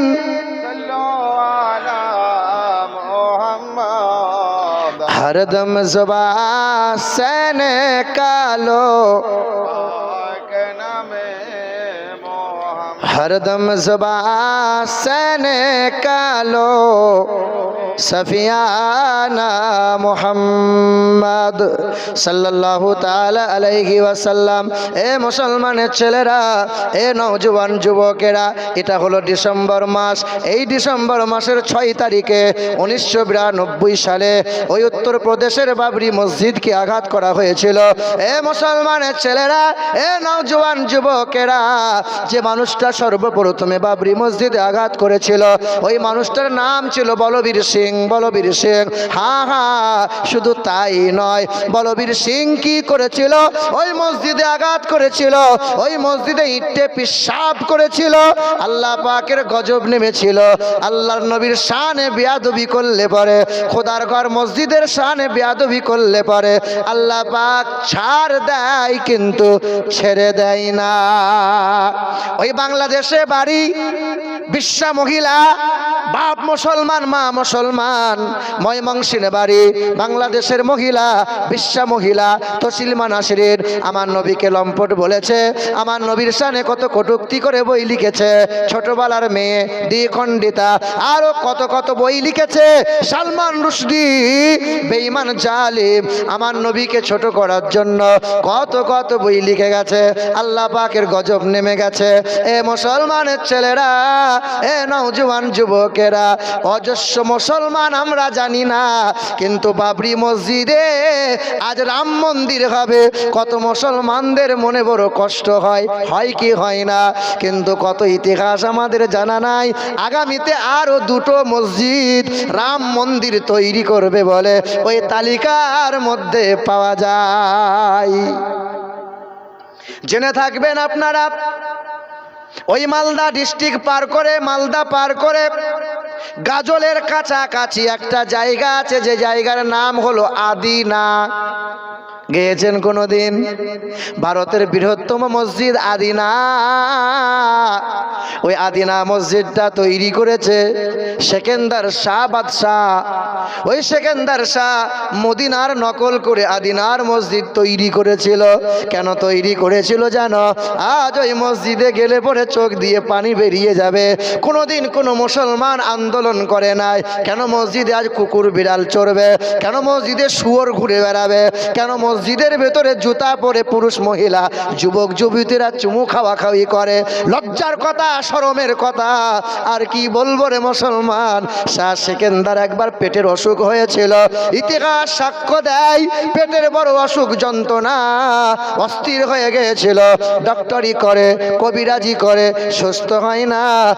একজন আল্লাহ পাকের ফকির বান্দা বলেছিল, ও শাহ সেকেন্দার বাদশাহ, তুমি যদি একটা ওষুধ পান করতে পারো তোমার জীবনকার মতো পেটের অসুখ ভালো হয়ে যাবে। বলে কি রোগ, কি ওষুধ পান করতে হবে? বলে এমন একটা সন্তান, বাপ হারায় একটাই মাত্র সন্তান, এতিম সন্তান, ছেলে থাকবে না আর কোনো মেয়ে থাকবে না, বাপ হারায় একটাই মাত্র এতিম সন্তান। ওই এতিম সন্তানের কলিজাটা নিয়ে সেদ্ধ করা লাগবে। আর ওই সেদ্ধ করা পানি যদি তুমি পান করতে পারো তোমার জনমকার মধ্যে তোমার পেটের যন্ত্রণা ভালো হয়ে যাবে। বাদশাহ শাহ সেকেন্দার তাই করেছিল। যাও যাও, প্রজারা কিছু দিনাজপুরের দিকে গিয়েছিল, কিছু প্রজা দক্ষিণ দিনাজপুরের দিকে গিয়েছিল, কিছু প্রজা মুর্শিদাবাদ বীরভূমের দিকে এসেছিল, বর্ধমান মেদিনীপুরের দিকে গিয়েছিল। কোন মা দেয় না, মা তো মা হয়।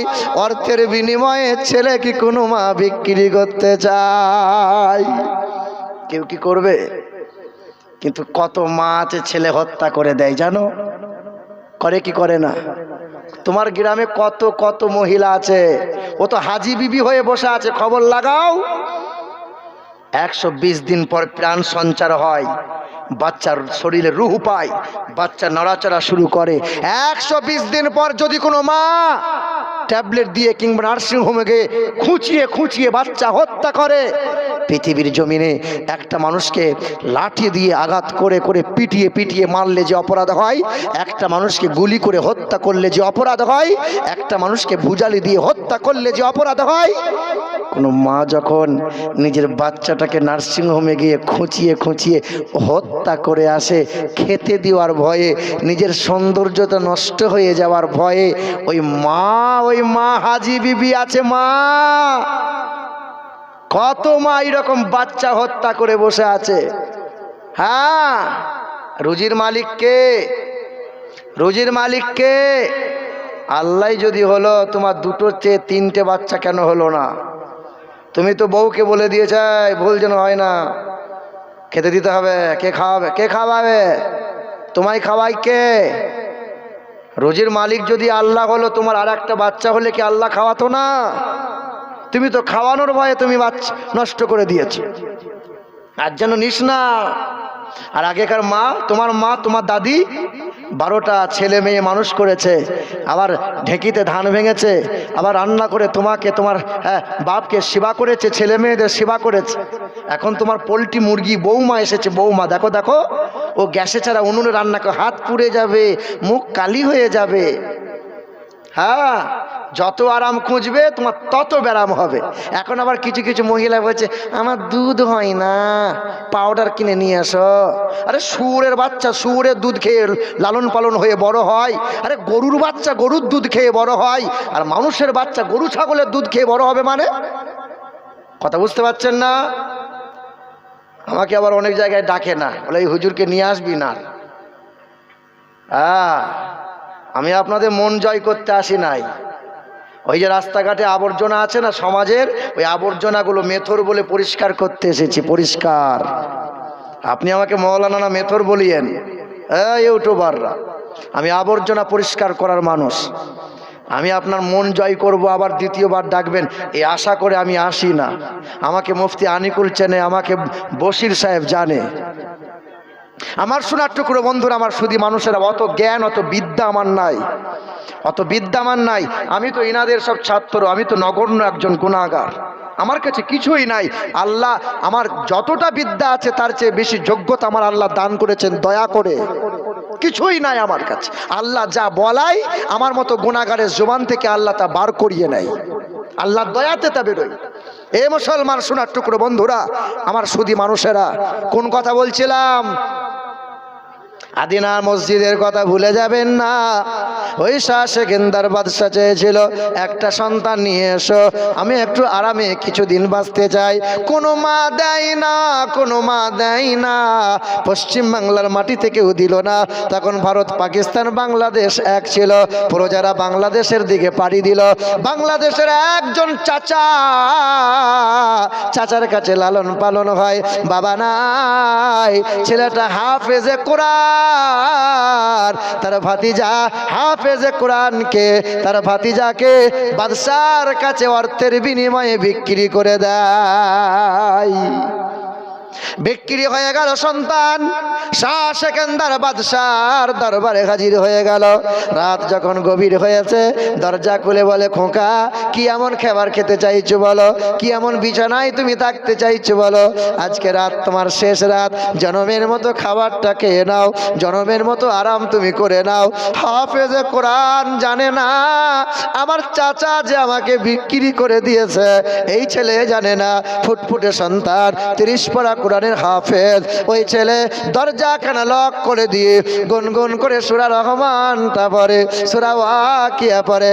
রাত গভীর হয়েছে, পেটের যন্ত্রণা সহ্য করতে না পেরে শাহ সেকেন্দার বাদশাহ, মালদাহার বাদশাহ, ওই বাদশাহ বারান্দায় পাঁচালি করতে শুরু করে দিল। হঠাৎ করে দেখা যায় মধুর সুরে একটা গান একটা সূরা ইয়াসিন শুনতে পায়। কি শুনতে পায়? কানটা লাগিয়ে দেখে ছেলেটা গুনগুন করে সূরা ইয়াসিনটা পড়ে, আর মহান মালিকের দরবারে হাতটা তুলে মুনাজাত করে আর কাঁদে আর বলে, আল্লাহ 30 পারা কোরআনটা বুকে নিয়েছে। ও দয়ার মালিক আল্লাহ, 36 পারা কোরআনটা বুকে নিয়েছি গো মালিক, কাল সকালে আমি কতল হয়ে যাব, আমাকে বাদশা জবাই করে দেবে। আল্লাহ পাক যেমন কোরআনটাকে তোমার এই সিনার মধ্যে মালিক তোমার কালামকে আমি রেখে দিয়েছি যত্ন করে, আল্লাহ পাক তুমি বাদশাকে শিফা করে দাও, বাদশার রোগকে ভালো করে দাও। বাদশার চোখ দিয়ে আঁসু বার হয়ে যায়, আহারে ফুটফুটে ছেলেটা আমার জন্য দোয়া করে। বাদশা কাঁদতে কাঁদতে বিছানায় শুয়ে গেল। আল্লাহর কসম ইতিহাস সাক্ষ্য দেয়, সকালবেলায় ঘুম থেকে উঠে বাদশা বলে আমার পেটের যন্ত্রণা সব ভালো হয়ে যায়। বাবারা ভাইরা আমার, হাফেজে কোরআনকে বদলা দেবে কে এমন উপহার দিতে চাই, নিজের কন্যাকে হাফেজে কোরআনের সাথে বিবাহ দিয়ে দিল। কন্যা তখন আবদার করে বলেছিল, ও বাবা তুমি তো বলেছিলে আমার রোগ যদি ভালো হয় আল্লাহর রাগে বড় একটা আমি আল্লাহর রাগে আমি দান করতে চাই।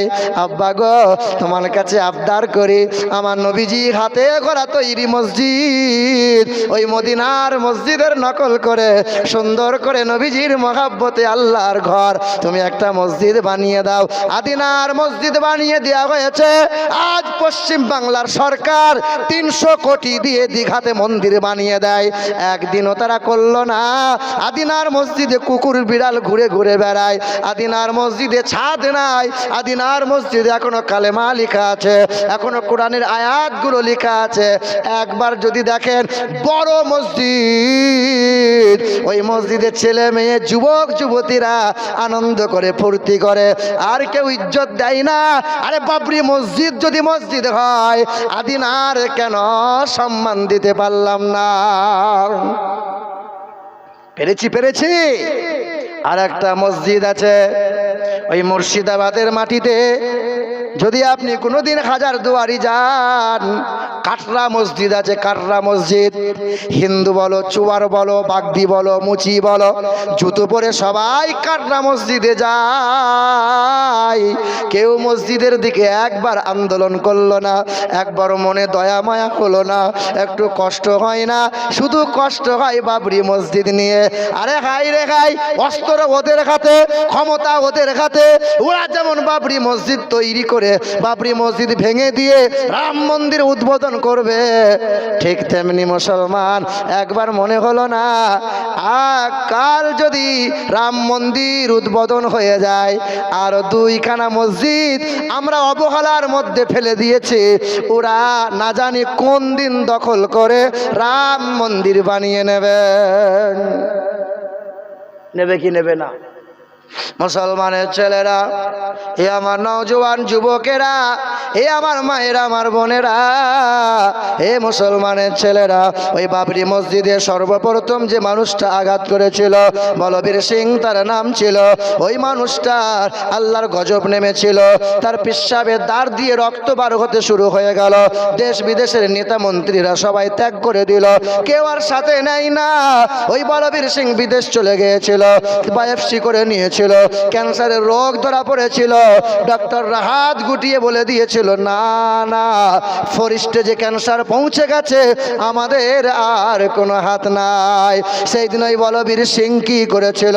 দিল্লি জুমা মসজিদের লম্বা সিঁড়িতে কান্না করেছিল, রোগা পাতলা হয়েছিল, কোরআন বুকে নিয়ে ঝরঝর করে কান্না করেছিল, আর মহান মালিকের দরবারে অঙ্গীকার করে বলেছিল, মালিক তোমার কালাম বুকে নিয়েছি, তুমি আমাকে মাফ করে দাও, আমি যে অপরাধ করেছি আল্লাহ আমাকে মাফ করে দাও।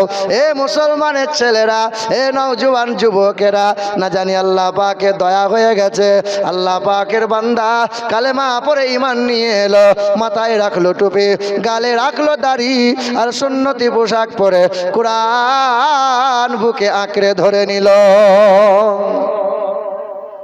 আপনাদের গ্রামে অনেক মাস্টার আছে, আপনাদের গ্রামে অনেক ছেলে টিউশনি পড়ায়, 10 বছর পড়ায়, 20 বছর পড়ায়, পড়াই কি পড়াই না? আচ্ছা 20 বছর 10 বছর ধরে পড়াই, আর ছেলেদেরকে একটা বর্ণ পরিচয় বই পড়াই, অ আ পড়াই কি পড়াই না? কটা পাতা হবে? 10টা কি 12টা পাতা, তাই না? এই 10-12টা পাতা ওই মানুষটা টিউশনি পড়াচ্ছে 20 বছর ধরে। ক বছর? একবার জিজ্ঞাসা করবেন তো যে অ আ থেকে শেষ পর্যন্ত বর্ণ পরিচয় না দেখে বলো তো, ও 20 বছর বর্ণ পরিচয় পড়াচ্ছে। তোমার মোড়ার ওই এলাকায় এমন একটা মাস্টার নাই যে চোখ বন্ধ করে 12 পাতার বর্ণ পরিচয় বলে দেবে? পারবে? বাপের ক্ষমতা নাই। কিন্তু অহরহ লাখ লাখ, মুরারয় নয়, বীরভূম নয়, মুর্শিদাবাদ, বর্ধমান নয়, গোটা বিশ্বের মাটিতে লাখ কোটি কোটি হাফেজে কোরআন আছে। আছে না নাই? হাফেজে কোরআন আছে। পড়ো, সঙ্গে সঙ্গে পড়বে আলহামদুলিল্লাহি রাব্বিল আলামিন আর রহমানির রহিম মালিকি ইয়াউমিদ্দিন। ঠিক না ভুল? খাজা গরিব নওয়াজের প্রধান খলিফা, প্রধান শিষ্যর নাম জানা আছে আপনাদের? নাম জানা আছে আপনাদের? কথা বলে না। যার নাম হচ্ছে হজরতে বাবা কুতুবউদ্দিন বখতিয়ার। কি নাম? হজরতে বাবা কুতুবউদ্দিন বখতিয়ার কাকি রহমতুল্লাহ আলাইহি। 4 বছর বয়স। ক বছর? এই মা, 4 বছর বয়স। মা আর বাপ ছেলেকে হাত ধরে নিয়ে গেছে হযরতে বাবা হামিদউদ্দিন নগরী রহমতুল্লাহ আলাইহি দরবারে। হুজুর, আমার ছেলের মাথায় একটু হাত বুলিয়ে দেন, একটু কালেমাটা পড়িয়ে দেন হুজুর।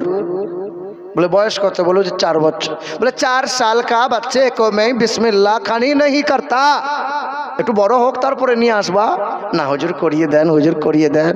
বারবার কাকুতি মিনতি করেছে। বলে বলো, তুমি বলো বিসমিল্লাহির রহমানির রহিম। সঙ্গে সঙ্গে 4 বছরের ছেলে কুতুবউদ্দিন পড়তে শুরু করেছে। আউযু বিল্লাহি মিনাশ শাইতানির রাজিম বিসমিল্লাহির রহমানির রহিম আলহামদুলিল্লাহি রাব্বিল আলামিন আর রহমানির রহিম মালিকি ইয়াউমিদ্দিন ইয়্যাকা না'বুদু ওয়া ইয়্যাকা নাস্তাইন ইহদিনাস সিরাতাল মুস্তাকিম সিরাতাল লাযিনা আন'আমতা আলাইহিম গায়রিল মাগদুবি আলাইহিম ওয়ালাদ-দাল্লিন। সূরা ফাতিহা শেষ হয়ে গেল। আলিফ লাম মিম যালিকাল কিতাবু লা রাইবা ফি। পড়তে পড়তে সূরা বাকারা শেষ হয়ে গেল। আবার পড়তে শুরু করে দিল। পড়তে পড়তে সূরা আল ইমরান শেষ হয়ে গেল। আবার পড়তে শুরু করে দিল। সূরা নিসা শেষ হয়ে গেল। এমন করে 1 পড়া 2 পড়া নয়, 4 পড়া 5 পড়া নয়, 6 পড়া 10 পড়া নয়, পড়তে পড়তে পড়তে পড়তে 15 পড়া পর্যন্ত कुरान शरीफ दाड़िए दाड़िए सुनिए दिल। बोले बेटी तू तो अभी कहा मेरे बच्चे 4 साल का है? बोले हाँ। बोले 4 साल का बच्चा नहीं है, 40 साल का बुढ़ा है। अरे 40 বছরের বুড়া যা করতে পারে না 4 বছরের ছেলে করে কি করে? বলে হুজুর ছেলে জানে। বলে বাবা কুতুবউদ্দিন কি করে শিখলি বাবা? বলে আমার মা জানে। বলে মা তুই বল। বলে না আমার ছেলেই জানে। সঙ্গে সঙ্গে হযরতে বাবা কুতুবউদ্দিন বলে হুজুর বেয়াদবি নেবেন না, হুজুর বেয়াদবি নেবেন না। আমি আমার মায়ের স্তনে মুখ লাগিয়ে 2 বছর দুগ্ধ পান করেছি। আমার জনম দুঃখিনী মা, আমার মমতাময়ী মা কখনো বিনা ওযুতে আমাকে দুগ্ধ পান করাই নাই। আমি দুগ্ধের জন্য ছটফট করতাম। কোন সময় যদি আমার মা অপবিত্র রয়ে যেতেন, না না আগে গোসলটা করে নিতেন, হ্যাঁ আগে ওযুটা বানিয়ে নিতেন, আমাকে স্তনে তুলে নিতেন, আমাকে কোলে তুলে নিতেন, মুখটা স্তনে লাগিয়ে দিতাম। আমার মা কানের কাছে গুনগুন করে গান বলতেন। না দুনিয়ার কোনো গান নয়, দুনিয়ার কোনো কবিতা নয়, দুনিয়ার কোনো ছন্দ নয়, হ্যাঁ আমার মা গুনগুন করে 1 থেকে 15 পড়া পর্যন্ত কোরআন শরীফ বারবার রিপিট শোনাতেন। আমি আমার মায়ের কোলে শুয়ে শুয়ে অর্ধেকটা কোরআন মুখস্থ করে নিয়েছি। ওই যে তোমার বিবিকে জিজ্ঞেস করবে তোমার ছেলে যখন কাঁদে কি শোনাই? গান শোনাই, গান, মোবাইলে গান শোনাই। আচ্ছা এখানে একটা বাপ বলতে পারবেন যে আমি আমার ছেলে মানুষ করছি, ছেলেকে খেতে দিই কিন্তু মোবাইল দিই না, শুতে দেই ছেলেকে মোবাইল দিই না, ছেলে বদমাইশি করে মোবাইল দিই না। আচ্ছা একটা বাপ বলেন তো, একটা বাপ বলেন যে আমি একটাই মাত্র বাপ, যে বাপ ছেলেকে শিক্ষার মতো শিক্ষা দেবো কিন্তু ছেলেকে কোনোদিন মোবাইল দিইনি আর দেবো না। পারবে? একটা মা বলুক তো কি? হ্যাঁ, ও মা তো দিন উল্লা উঠো, সাপে খায় না, তোর মাথায় বাজ পড়ে না, তোকে মরিস না, এই বলে কি বলে না? ও মা হয়েছে, মা দিন রাত ছেলের জন্য বদদুয়া করে, মা হয়েছে। আফসোস।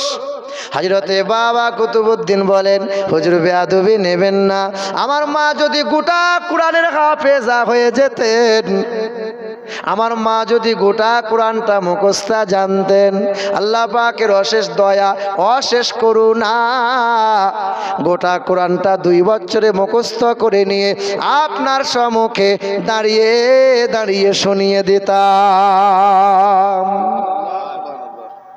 এ মুসলমানের ছেলেরা, এ আমার নওজোয়ান যুবকেরা, এ আমার মায়েরা বোনেরা, আমি আপনাদেরকে প্রথমে বলেছিলাম ঈমান মজবুত রাখেন, ঈমানকে ধরে রাখেন। তাই ঈমানকে মজবুত, ঈমানকে টিকিয়ে রাখার জন্য আপনার প্রথম হলো জ্ঞান ঠিক রাখতে হবে, আপনাকে ইলম হাসিল করতে হবে।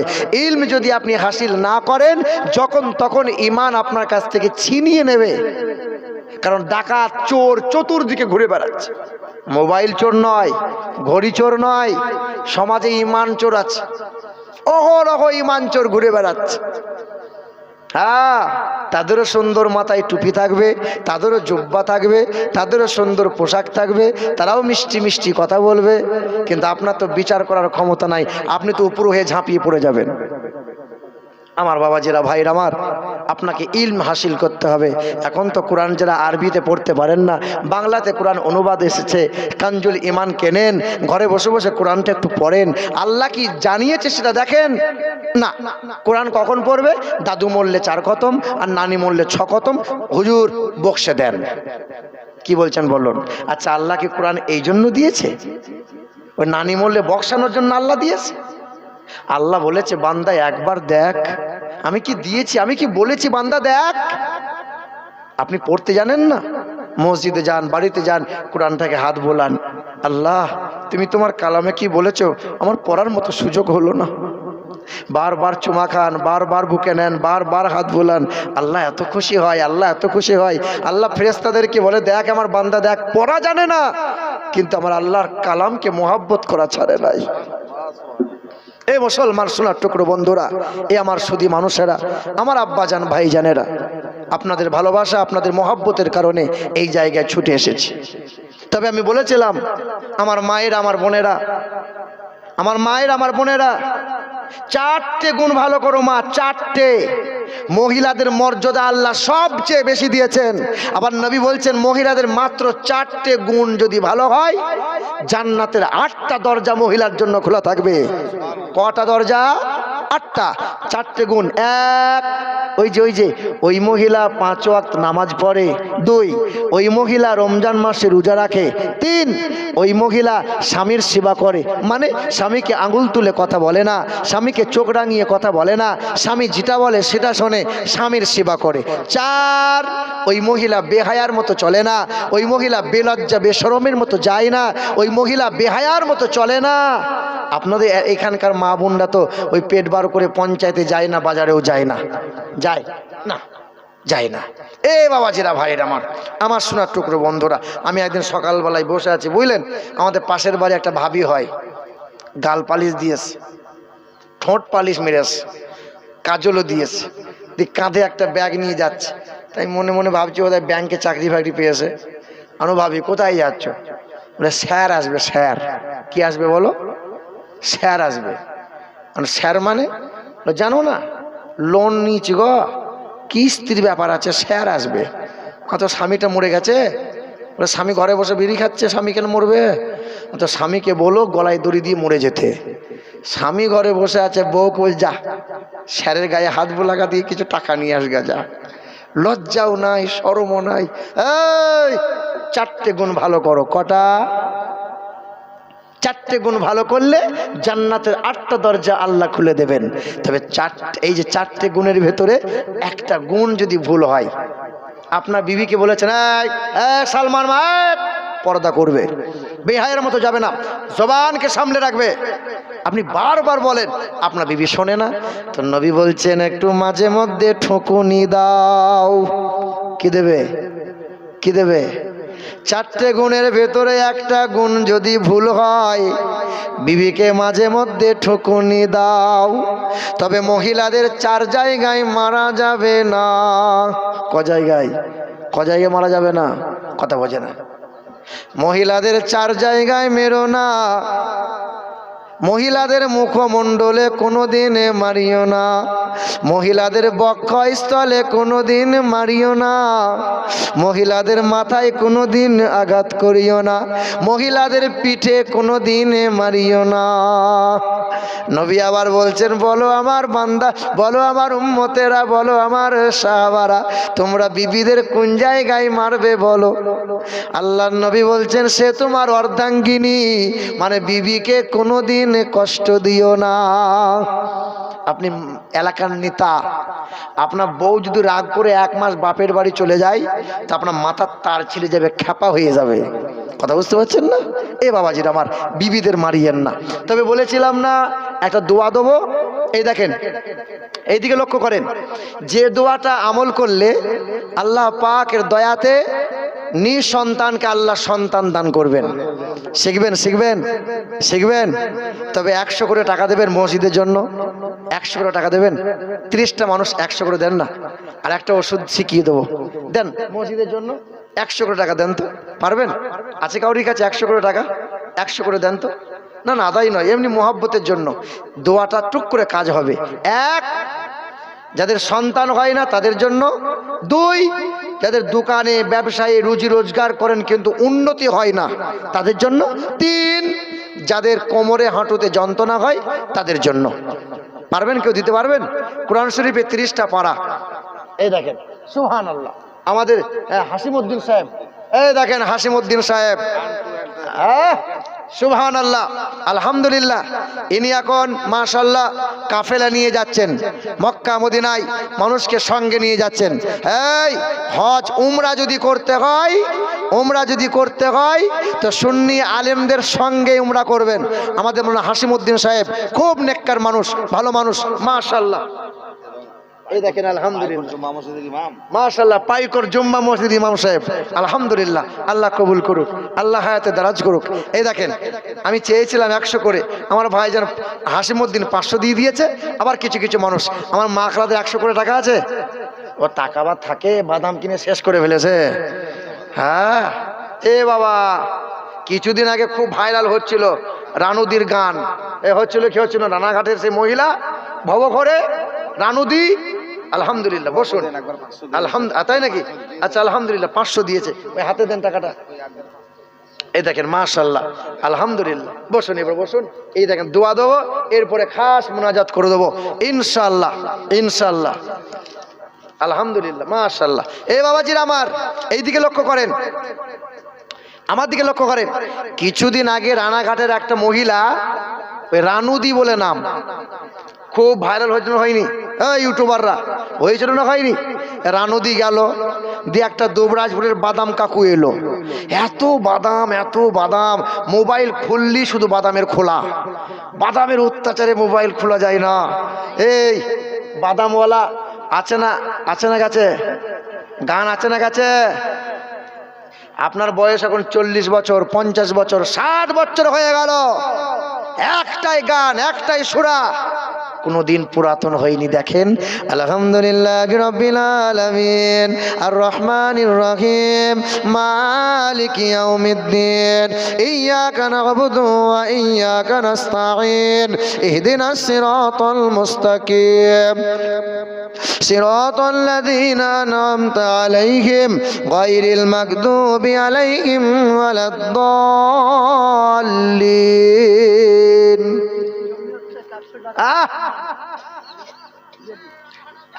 আচ্ছা, ঠিক আছে বাবাজিরা, ভাইরা আমার, এ মুসলমান সোনার টুকরো বন্ধুরা আমার, শুধু মানুষেরা, এই দেখেন, আপনার ব্যবসা করছেন, উন্নতি হয় না, আপনার রুজি রোজগারে উন্নতি হয় না, মুদিখানা দোকান করেছেন, কোনো দোকান আছে আপনার, উন্নতি হয় না, অনেক টাকা রোজগার করেন, উন্নতি করতে পারছেন না। আপনি এক কাজ করেন, কাল থেকে আপনি এই কাজটা আর করবেন না, লটারি আর কাটবেন না, মানে হারামের কারবার আর করবেন না, আপনি হালাল পথে ইনকাম করবেন। আর শোনেন, নামাজটা ধরবেন আপনি, আর চলতে ফিরতে ব্যবসা বিজনেসে ওঠা বসাতে গুনগুন করে দুটো দোয়া আপনি রাখবেন। এক, ইয়া রাজ্জাকু, ইয়া রাজ্জাকু, ইয়া আর রাজ্জাকু, ইয়া আর রাজ্জাকু, এবং ঋণ থেকে মুক্তি হবেন। এই দোয়া বারবার বলবেন। এই ইউটিউবাররা ভালো করে রেকর্ড করে নাও। কি দোয়া? ইয়া আর রাজ্জাকু, তার সাথে সাথে বলবেন আল্লাহুম্মা গফিনি, বলেন আল্লাহুম্মা গফিনি বিহালালিকা আন হারামিকা ওয়া আগনিনি বিফাদলিকা আম্মান সিওয়াক। এই দোয়া চাষ করবেন তবু পড়বেন, শুতে যাবেন তবু পড়বেন। ইয়া রাজ্জাকু, আল্লাহ পাকের নামের একটি নাম ইয়া আর রাজ্জাকু, রিজিক দেনেওয়ালা আল্লাহ, আর ঋণ থেকে মুক্তি দেবেন। আল্লাহুম্মা গফিনি বিহালালিকা আন হারামিকা ওয়া আগনিনি বিফাদলিকা আম্মান সিওয়াক। নিশ্চয় একটানা 40 দিন পড়তে থাকেন, সকাল সন্ধ্যা রাত দিন পড়তে থাকেন, আল্লাহ পাক আপনার সংসারে বরকতে মালামাল করে দেবে। বলো সুবহানাল্লাহ। এবার দিই যে সমস্ত ব্যক্তি আমাকে এক ভাই প্রশ্ন করেছেন যে 4 জন নবী এখনো বেঁচে আছে। কজন নবী জানা আছে আপনাদের কারো? 4 জন নবী এখনো বেঁচে আছেন, এটা জানা আছে আপনাদের? জানা আছে? 4 জন নবী এখনো হায়াতে আছেন। 2 জন নবী আসমানে আছেন, 2 জন নবী এখনো জমিনে আছেন। এক, ইদ্রিস নবী আলাইহিস সালাতু ওয়াস সালাম, আল্লাহ ওনাকে নিয়ে গিয়েছিলেন। জান্নাত পরিদর্শন করানোর পরে আল্লাহকে বলেছেন, আল্লাহ আমি আর দুনিয়াতে যাব না, আল্লাহ তুমি আমাকে জান্নাতে রাখো। আল্লাহ, ইদ্রিস নবী এখনো হায়াতে জান্নাতে আছেন। 2, ওমা কাতালুহু ওমা সালাবুহু ওয়ালাকিন সুব্বিহা লাহুম রাফাআ আলাল আরশ, তাকে কতল করা হয়নি, তাকে শুলিত চড়ানো হয়নি, আরশের মধ্যে আল্লাহ তুলে নিয়েছেন। ঈসা নবী আলাইহিস সালাতু ওয়াস সালাম জীবিত আছেন না নাই? এবার দেখেন, এই দুনিয়াতে 2 জন নবী এখনো জীবিত আছে, শিখে রাখেন। তবে কোরআন হাদিস থেকে প্রমাণ নয়। হ্যাঁ, এ মুসলমান শোনার টুকরো বন্ধুরা, একজন নবীর নাম হলো খিজির আলাইহিস সালাতু ওয়াস সালাম। কি নাম? খিজির আলাইহিস সালাতু ওয়াস সালাম। আর একজন নবী ফিলিস্তিনের পাহাড়ে আছেন, তার নাম হলো ইলিয়াস আলাইহিস সালাতু ওয়াস সালাম। মুফাসসিররা খিজির এবং ইলিয়াস আলাইহিস সালাতু ওয়াস সালামের নাম উল্লেখ করেছেন। তিনারা বলেছেন এই 2 জন নবী এখনো পর্যন্ত হায়াতে এই দুনিয়াতেই আছেন। বলো সুবহানাল্লাহ। তবে আর 2টো দোয়া দেবো। কজন ব্যক্তি হলো? 30 পারা হয়েছে? না হয়নি মনে হচ্ছে। হয়েছে? যাই হোক, এ বাবাজিরা ভাইর আমার, এবার শোনেন। এবার যে সমস্ত মানুষদের কোমরে হাঁটুতে যন্ত্রণা হয়, তারা এই আমলটা বেশি বেশি করবেন। নামাজ পড়ছেন, খুব কষ্ট হয়, বসতে গেলে কষ্ট হয়, রুকু করতে গেলে কষ্ট হয়। তবে শোনেন, চেয়ারে নামাজ পড়া যাবে না। কিসে পড়বেন না? চেয়ারে কেউ নামাজ পড়ে? কেউ চেয়ারে নামাজ পড়বেন না। কেউ যদি চেয়ারে পড়ে, মানা করবেন চেয়ারে পড়িয়েন না। সেদিন প্রশ্ন করছে এক হাজি সাহেব, আমরা মক্কায় দেখে এলাম চেয়ারে সব বসে নামাজ পড়ছে। চেয়ারে মক্কায় পড়ছে, তোমার বাপের কিটা? মক্কায় সিনেমা হল ছিল না, এখন মক্কায় সিনেমা হল হয়েছে। মক্কায় কোনোদিন মন্দির ছিল না, এখন মক্কায় মন্দির তৈরি করছে। মক্কার মহিলারা কোনোদিন গাড়ি চালাতো না, এখন মক্কার মহিলারা জিন্সের প্যান্ট পরে গাড়ি চালাচ্ছে। হ্যাঁ, কোনো দেশকে আর কোনো জাতিকে দেখে শরীয়তের বিচার চলবে না, ধর্মের বিচার চলবে না। শরীয়ত তার গতিতে চলবে, তুমি পালন করলে তোমার ভালো। মুসলমান শোনার টুকরো বন্ধুরা শোনেন, কষ্ট হয়, চলতে গেলে কষ্ট হয়, অনেক আপনি ওষুধ খাচ্ছেন, কিন্তু আপনার রোগ ভালো হয় না। রোগ কি করে ভালো হবে? 2টো কারণে বাতের রোগ হয়। কটা কারণে? 1, যে সমস্ত খাবার আপনি খাচ্ছেন, এখনকার মহিলারা যারা রান্না করছে কিনা চাল, মিলের চাল, ওই সমস্ত মিলের চাল আমাদের বর্ধমান ডিস্ট্রিক্টে মিল বেশি, আমরা দেখতে পাই। মারা কিনা চাল যখন রান্না করিও, কমসম 5 থেকে 7 বার ধোবে। কেন জানো? যে পাউডার দিয়ে চালটা পালিশ করা হয়, এটা এত ক্ষতিকারক জিনিস যে লিভারকে অতি অল্প দিনে ড্যামেজ করে দেয়। হ্যাঁ, কমসম করে 3 থেকে 5 বার তো ধোবে। একবার দুইয়ে রান্না করিও না। আর 2 নম্বর, পোলট্রি মুরগি খাওয়া একটু কম করো। যে মুরগির ওজন 1 কিলো করতে 6 মাস সময় লাগে, পোলট্রি মুরগি 40 দিনে 2 কিলো ওজন হলো কি করে? হ্যাঁ, কোনোদিন ভাবলে না? শুধু সস্তায় পেয়েছে মাল বস্তায় ভরেলে। খা, যত খাবি খা, আর অল্প দিনে খোঁড়া হয়ে বসে থাকবি, ঠাড়ো হতে পারবি না। এই বাবাজিরা ভাইরা আমার, এই দুটো জিনিস খাওয়া অভ্যাসটা একটু কম করেন। যত এখন তো কি উপায় তো নাই, শাক খাবেন, বিষ খাবেন, যত যা কিছু খাবার সব বিষ খাচ্ছি আমরা, উপায় নাই। এই বাবাজিরা ভাইরা আমার, নামাজ পড়েন, পারলে প্রতিটা নামাজ বাদ এই তসবিহগুলো পড়বেন। এই তসবির নাম হলো দোয়ায়ে ফাতেমা। কি নাম? দোয়ায়ে ফাতেমা। আল্লাহর নবী বেটি ফাতেমাকে দিয়েছিলেন, এ মা ফাতেমা, তুমি এই দোয়া পড়বে, তোমার দেহের যন্ত্রণাগুলো ভালো হবে। 1 সুবহানাল্লাহ 33 বার পড়বে, আলহামদুলিল্লাহ 33 বার পড়বে, আল্লাহু আকবার 34 বার পড়বে। এই তসবিহগুলো পড়ে শরীরের মধ্যে ফুঁক দেবে। আল্লাহ পাক ধীরে ধীরে তোমার শরীরের ব্যথা যন্ত্রণা সব ভালো করে দেবেন। কে? কে? আল্লাহ। এ বাবাজির আমার, তবে হ্যাঁ, 2 দিন ট্যাবলেট খেয়ে মনে মনে ভাবিয়েন না ভালো হলো না, খেতে থাকেন। 5 ওয়াক্ত নামাজ না পারলেও সকাল এবং সন্ধ্যায় 2 টাইম মোটামুটি আমলটা করতে থাকেন, ইনশাল্লাহ কাজ হবেই হবে। নবীর দেওয়া ঔষধ ফেল হবে না। বক্তার বক্তব্য মিথ্যা হতে পারে, মৌলানার কথা মিথ্যা হতে পারে, মুফতির ফতোয়া গোলমাল হতে পারে, কিন্তু আমার নবীর কথার কোনো ত্রুটি থাকতে পারে না।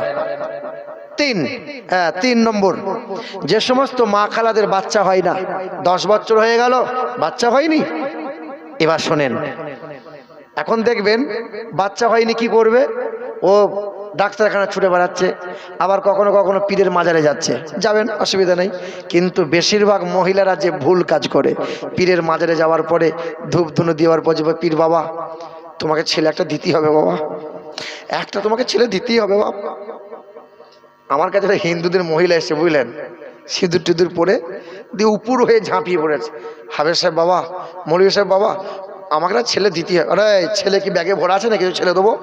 হ্যাঁ, ছেলে দেওয়ার মালিক কে গো? কে? আল্লাহর ওলির দরবারে যাও, চাও আল্লাহর দরবারে, চাইবে কার দরবারে? আল্লাহর দরবারে। হ্যাঁ, এ মায়েরা বোনেরা, ও লাখ টাকা খরচা করে ডাক্তার দেখাবে, কিন্তু আল্লাহর কাছে কোনোদিন চাইবে? আমি এলাম, দিয়ে এসে বললাম, বশির ভাই একটু আদা দিয়ে লাল চা হবে? কি দিয়ে লাল চা? আদা দিয়ে লাল চা হবে? তা বশির ভাই বলছে, আমি তখন জলসায় আছি, তা একটু বসেন। 1 ঘন্টা হয়ে গেল লাল চা আসে না। তার মানে বশির ভাই এখন লাল চা এলো না, ওই যে আদার নলহাটিতে আনতে গেছে। কোথায়? নলহাটিতে। তা আমি চিন্তা করলাম, মুরারয়ে কি আদা নাই? তাহলে মুরারয়ের বাজার থাকতে নলহাটি যাবে কেন? জানতে হবে 2টো কারণ। 1, হয় মুরারয়ের বাজারে আদা নাই, আর না হয় জানতে হবে আদাওয়ালার সাথে সম্পর্ক নাই। 2টো কারণ। এ মাল সব দরবারে ঘুরে বেরিয়েছে, কিন্তু সামনে যে মসজিদ কোনোদিন যাবে না, ওই যে আল্লাহর কাছে নাই, ওদিকে ছুটে বেড়া। কথা বুঝতে পারছেন না? মানে চাওয়া দরকার ছিল কার কাছে? চাইবে না, এখান ওখান ছুটে বেড়াচ্ছে। এ বাবাজিরা ভাইরা আমার, যে সমস্ত মা খালাদের বাচ্চা হয়নি, স্বামী স্ত্রী খুব ভালো করে শোনো, 5 ওয়াক্ত নামাজ পড়ো, আর প্রতিদিন ঈশা নামাজ বাদ এই আমলটা আমি প্রতিটা জায়গায় বলি, আজও তোমাদেরকে বলে দিয়ে যাই। ঈশা নামাজ বাদ সূরা ফাতিহা 3 বার, সূরা ইখলাস 3 বার, সূরা ফালাক 3 বার, সূরা নাস 3 বার, আর বিসমিল্লাহ সহ রব্বি হাবলি মিনাস সলিহিন, রব্বি হাবলি মিনাস সলিহিন 40 বার পরে শেষে 3 বার দরুদ শরীফ পড়ে মালিকের দরবারে বলবে, মালিক তুমি ভিখারিকে বাদশা বানাতে পারো, বাদশাকে ভিখারি বানাতে পারো, তুমি নিঃসন্তানকে সন্তান দিতে পারো। আল্লাহ, দুনিয়ার ভিখারি মানুষের দুয়ারে 1 হাত পেতে ভিক চাই, হে দয়ার মালিক, আমি তোমার কাছে 2টো হাত তুলে ভিক চাইছি, তুমি কি দেবে না? আল্লাহ পাক বলে বান্দা চাইলে কি আমি দেবো না? চাওয়ার মতো চা, আমি নিশ্চয়ই তোকে কোনোদিন ফিরিয়ে দেবো না। বান্দা বান্দি যখন চোখের পানি ফেলে মহান মালিকের দরবারে চাইবে, চাওয়ার মতো চাইবে, আল্লাহ পাক তাকে নেক সন্তান দান করে দেবে। জোরে বলি সুবহানাল্লাহ। এ বাবাজিরা ভাইরা আমার, মোটামুটি হলো। তবে আমি আপনাদের বিশেষ অনুরোধ করি, ছেলেগুলোকে কোরআনের তালিম দেবেন। আপনারা নিজেরাও একটু নামাজ কালাম পড়বেন। শুধু জলসা দিয়ে মনে মনে ভাবছেন জলসার কমিটি যারা, জলসা দিয়ে জান্নাত পেয়ে যাব, হবে না। জান্নাত কিসের চাবি? এই নামাজ কিসের চাবি? জান্নাতের চাবি। নামাজ কিসের চাবি? জান্নাতের চাবি। শেষ কথা বলে শেষ করে দিই, শোনেন। তো কলকাতায় গেছে মমতার ডাকে, ধর্মতলায় গেছে, তো সুযোগ পেয়েছে কলকাতা পার্ক, আপনার ভিক্টোরিয়া, চিড়িয়াখানা, এখান সেখান ঘেঁটে চেটে একাকার দিয়ে সন্ধ্যা হয়ে গেছে। আর দক্ষিণ দিক থেকে সেই ঝড় আর পানি, পৌষ মাসের সময় ভিজে গেছে, পকেটে টাকা নাই, পেটে খাবার নাই, বাড়ি যাওয়ার গাড়ি নাই, অস্থির টেনশন। চার বন্ধু মিলে মন খারাপ করে বসে আছে। তা বলছে দেখ সন্ধ্যা হয়ে গেছে, রাতটা তো কোথায় কাটাতে হবে, বলে চ। টুকটুক করে গিয়েছে, দেখছে 20 তলা বাড়ি। কতলা? 20 তলা। আওয়াজ দিয়েছে, কেউ দরজা খোলে নাই। এ দরজা কলকাতা বলে কথা, কেউ দরজা খোলে না। দেখে 60 তলা বাড়ি। চাচা, ও চাচা। তো দরজার যে দারোয়ান ছিল ছুটে এসে বলছে, হ্যাঁ রে, আমার তো আর কোনো বাপের ভাই নাই, তুই আমাকে চাচা বলছিস? তো কে বাবা? বলে আমাদের মোড়ার ওই বাড়ি গো। বলে কোথায় বাড়ি? বলে হাসপাতাল মোড়ে ওইখানে বাড়ি। বলে আরে আমার হিয়াতনগরে বাড়ি রে। আই বাপাই, কি হয়েছে কি বল? চাচা একটু জায়গা দেবে? দেখ বাপ, আমার বাড়ি লয়, আমি এখানকার দারোয়ান। চাচা তুমি দারোয়ান, ওরা যেই হও, তোমাকে চাচা বলে যখন ডেকেছি বাপ, একটু জায়গা দাও। উপায় নাই, টাকাও নাই, বাড়িয়ে দেবো। এক কাজ কর বাপ, জায়গা তো নাই, ওই 60 তলা চিলেকোঠাতে একটা রুম ফাঁকা আছে, যদি পারিস তো হেঁটে হেঁটে ওই চিলেকোঠায় গিয়ে রাতটা কাটা, ভোরে ভোরে চলে যাবি। তাই হবে আব্বা, তাই হবে। ঠান্ডায় কাঁপছে, বলছে হ্যাঁ রে, 60 তলা বাড়ি, সিঁড়ি দিয়ে হাঁটতে হাঁটতেই তো ভোর হয়ে যাবে। তা হাঁটবো, তা হাঁট। তা বলছে কি করবি? চুপি চুপি হবে না, গল্প বল। তো সাইজে যে সবচেয়ে ছোট, ও বারবার বলছে যে আমি একটা গল্প বলি। হ্যাঁ ছোট, তুই শেষে বলবি, চপ চপ, চুপে যায়। তো বড় একবার গল্প শোনাই। তো নেতাদের গল্প, সাংঘাতিক সব জোচ্চোর নেতারা এরকম করে করে না 20 তলা চলে গেছে। যে আর একটা বন্ধু সেই গল্প ধরেছে, সেই গরম গরম গল্প বলতে বলতে 40 তলা গেছে। তা 40 তলা যাওয়ার পরে বোঝাই ছোট, আবার ছোটটা বলছে ভাই এবার গল্প বলে, চুপ কর, আমি বলবো গল্প। এরকম করে 60 তলা চলে গেছে। তা 60 তলা যাওয়ার পরে ঠান্ডায় কাঁপছে। আর তুই কি গল্প বল? বলছে ভাই আমি সেই প্রথম থেকে বলছিলাম একটা গল্প বলি, তোমরা আমাকে চোখ রাঙিয়ে আমাকে দাবিয়ে দিয়েছিলে, এবার বলি। বলছে বল। ওই চাচা একটা চাবি দিয়েছিল চিলেকোঠার, ওই চাবিটা নিচে দিয়ে ফেলে দিয়ে চলে এসছে। তা বলছে তুই আগে বললি না? বলছে আমি বলতে বারবার চাইছিলাম, তোমরা ভাব ভাব করে আমাকে থামিয়ে দিয়েছিলে। চিলেকোঠার চাবিটা নিচেই পড়ে আছে।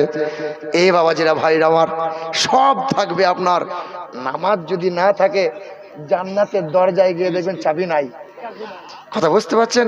সব আছে আপনার, জান্নাতের দরজায় গিয়ে দেখ সারা সর্বনাশ, চাবি কই? চাবি নাই মানে সেই নিচে তলায় পড়ে আছে, ওই চাবি খুঁজতে গিয়ে বরবাদ। কথা বুঝতে পারছেন? নামাজ পড়েন, নামাজ হলো জান্নাতের চাবি। আল্লাহ পাক আপনাকে আমাদের সকলকে ঈমান ও আমলের ওপর চলার তৌফিক দান করেন। আমিন সুম্মা আমিন। ওয়া আখিরু দাওয়ানা আনিল হামদুলিল্লাহি রাব্বিল আলামিন। আমার নবী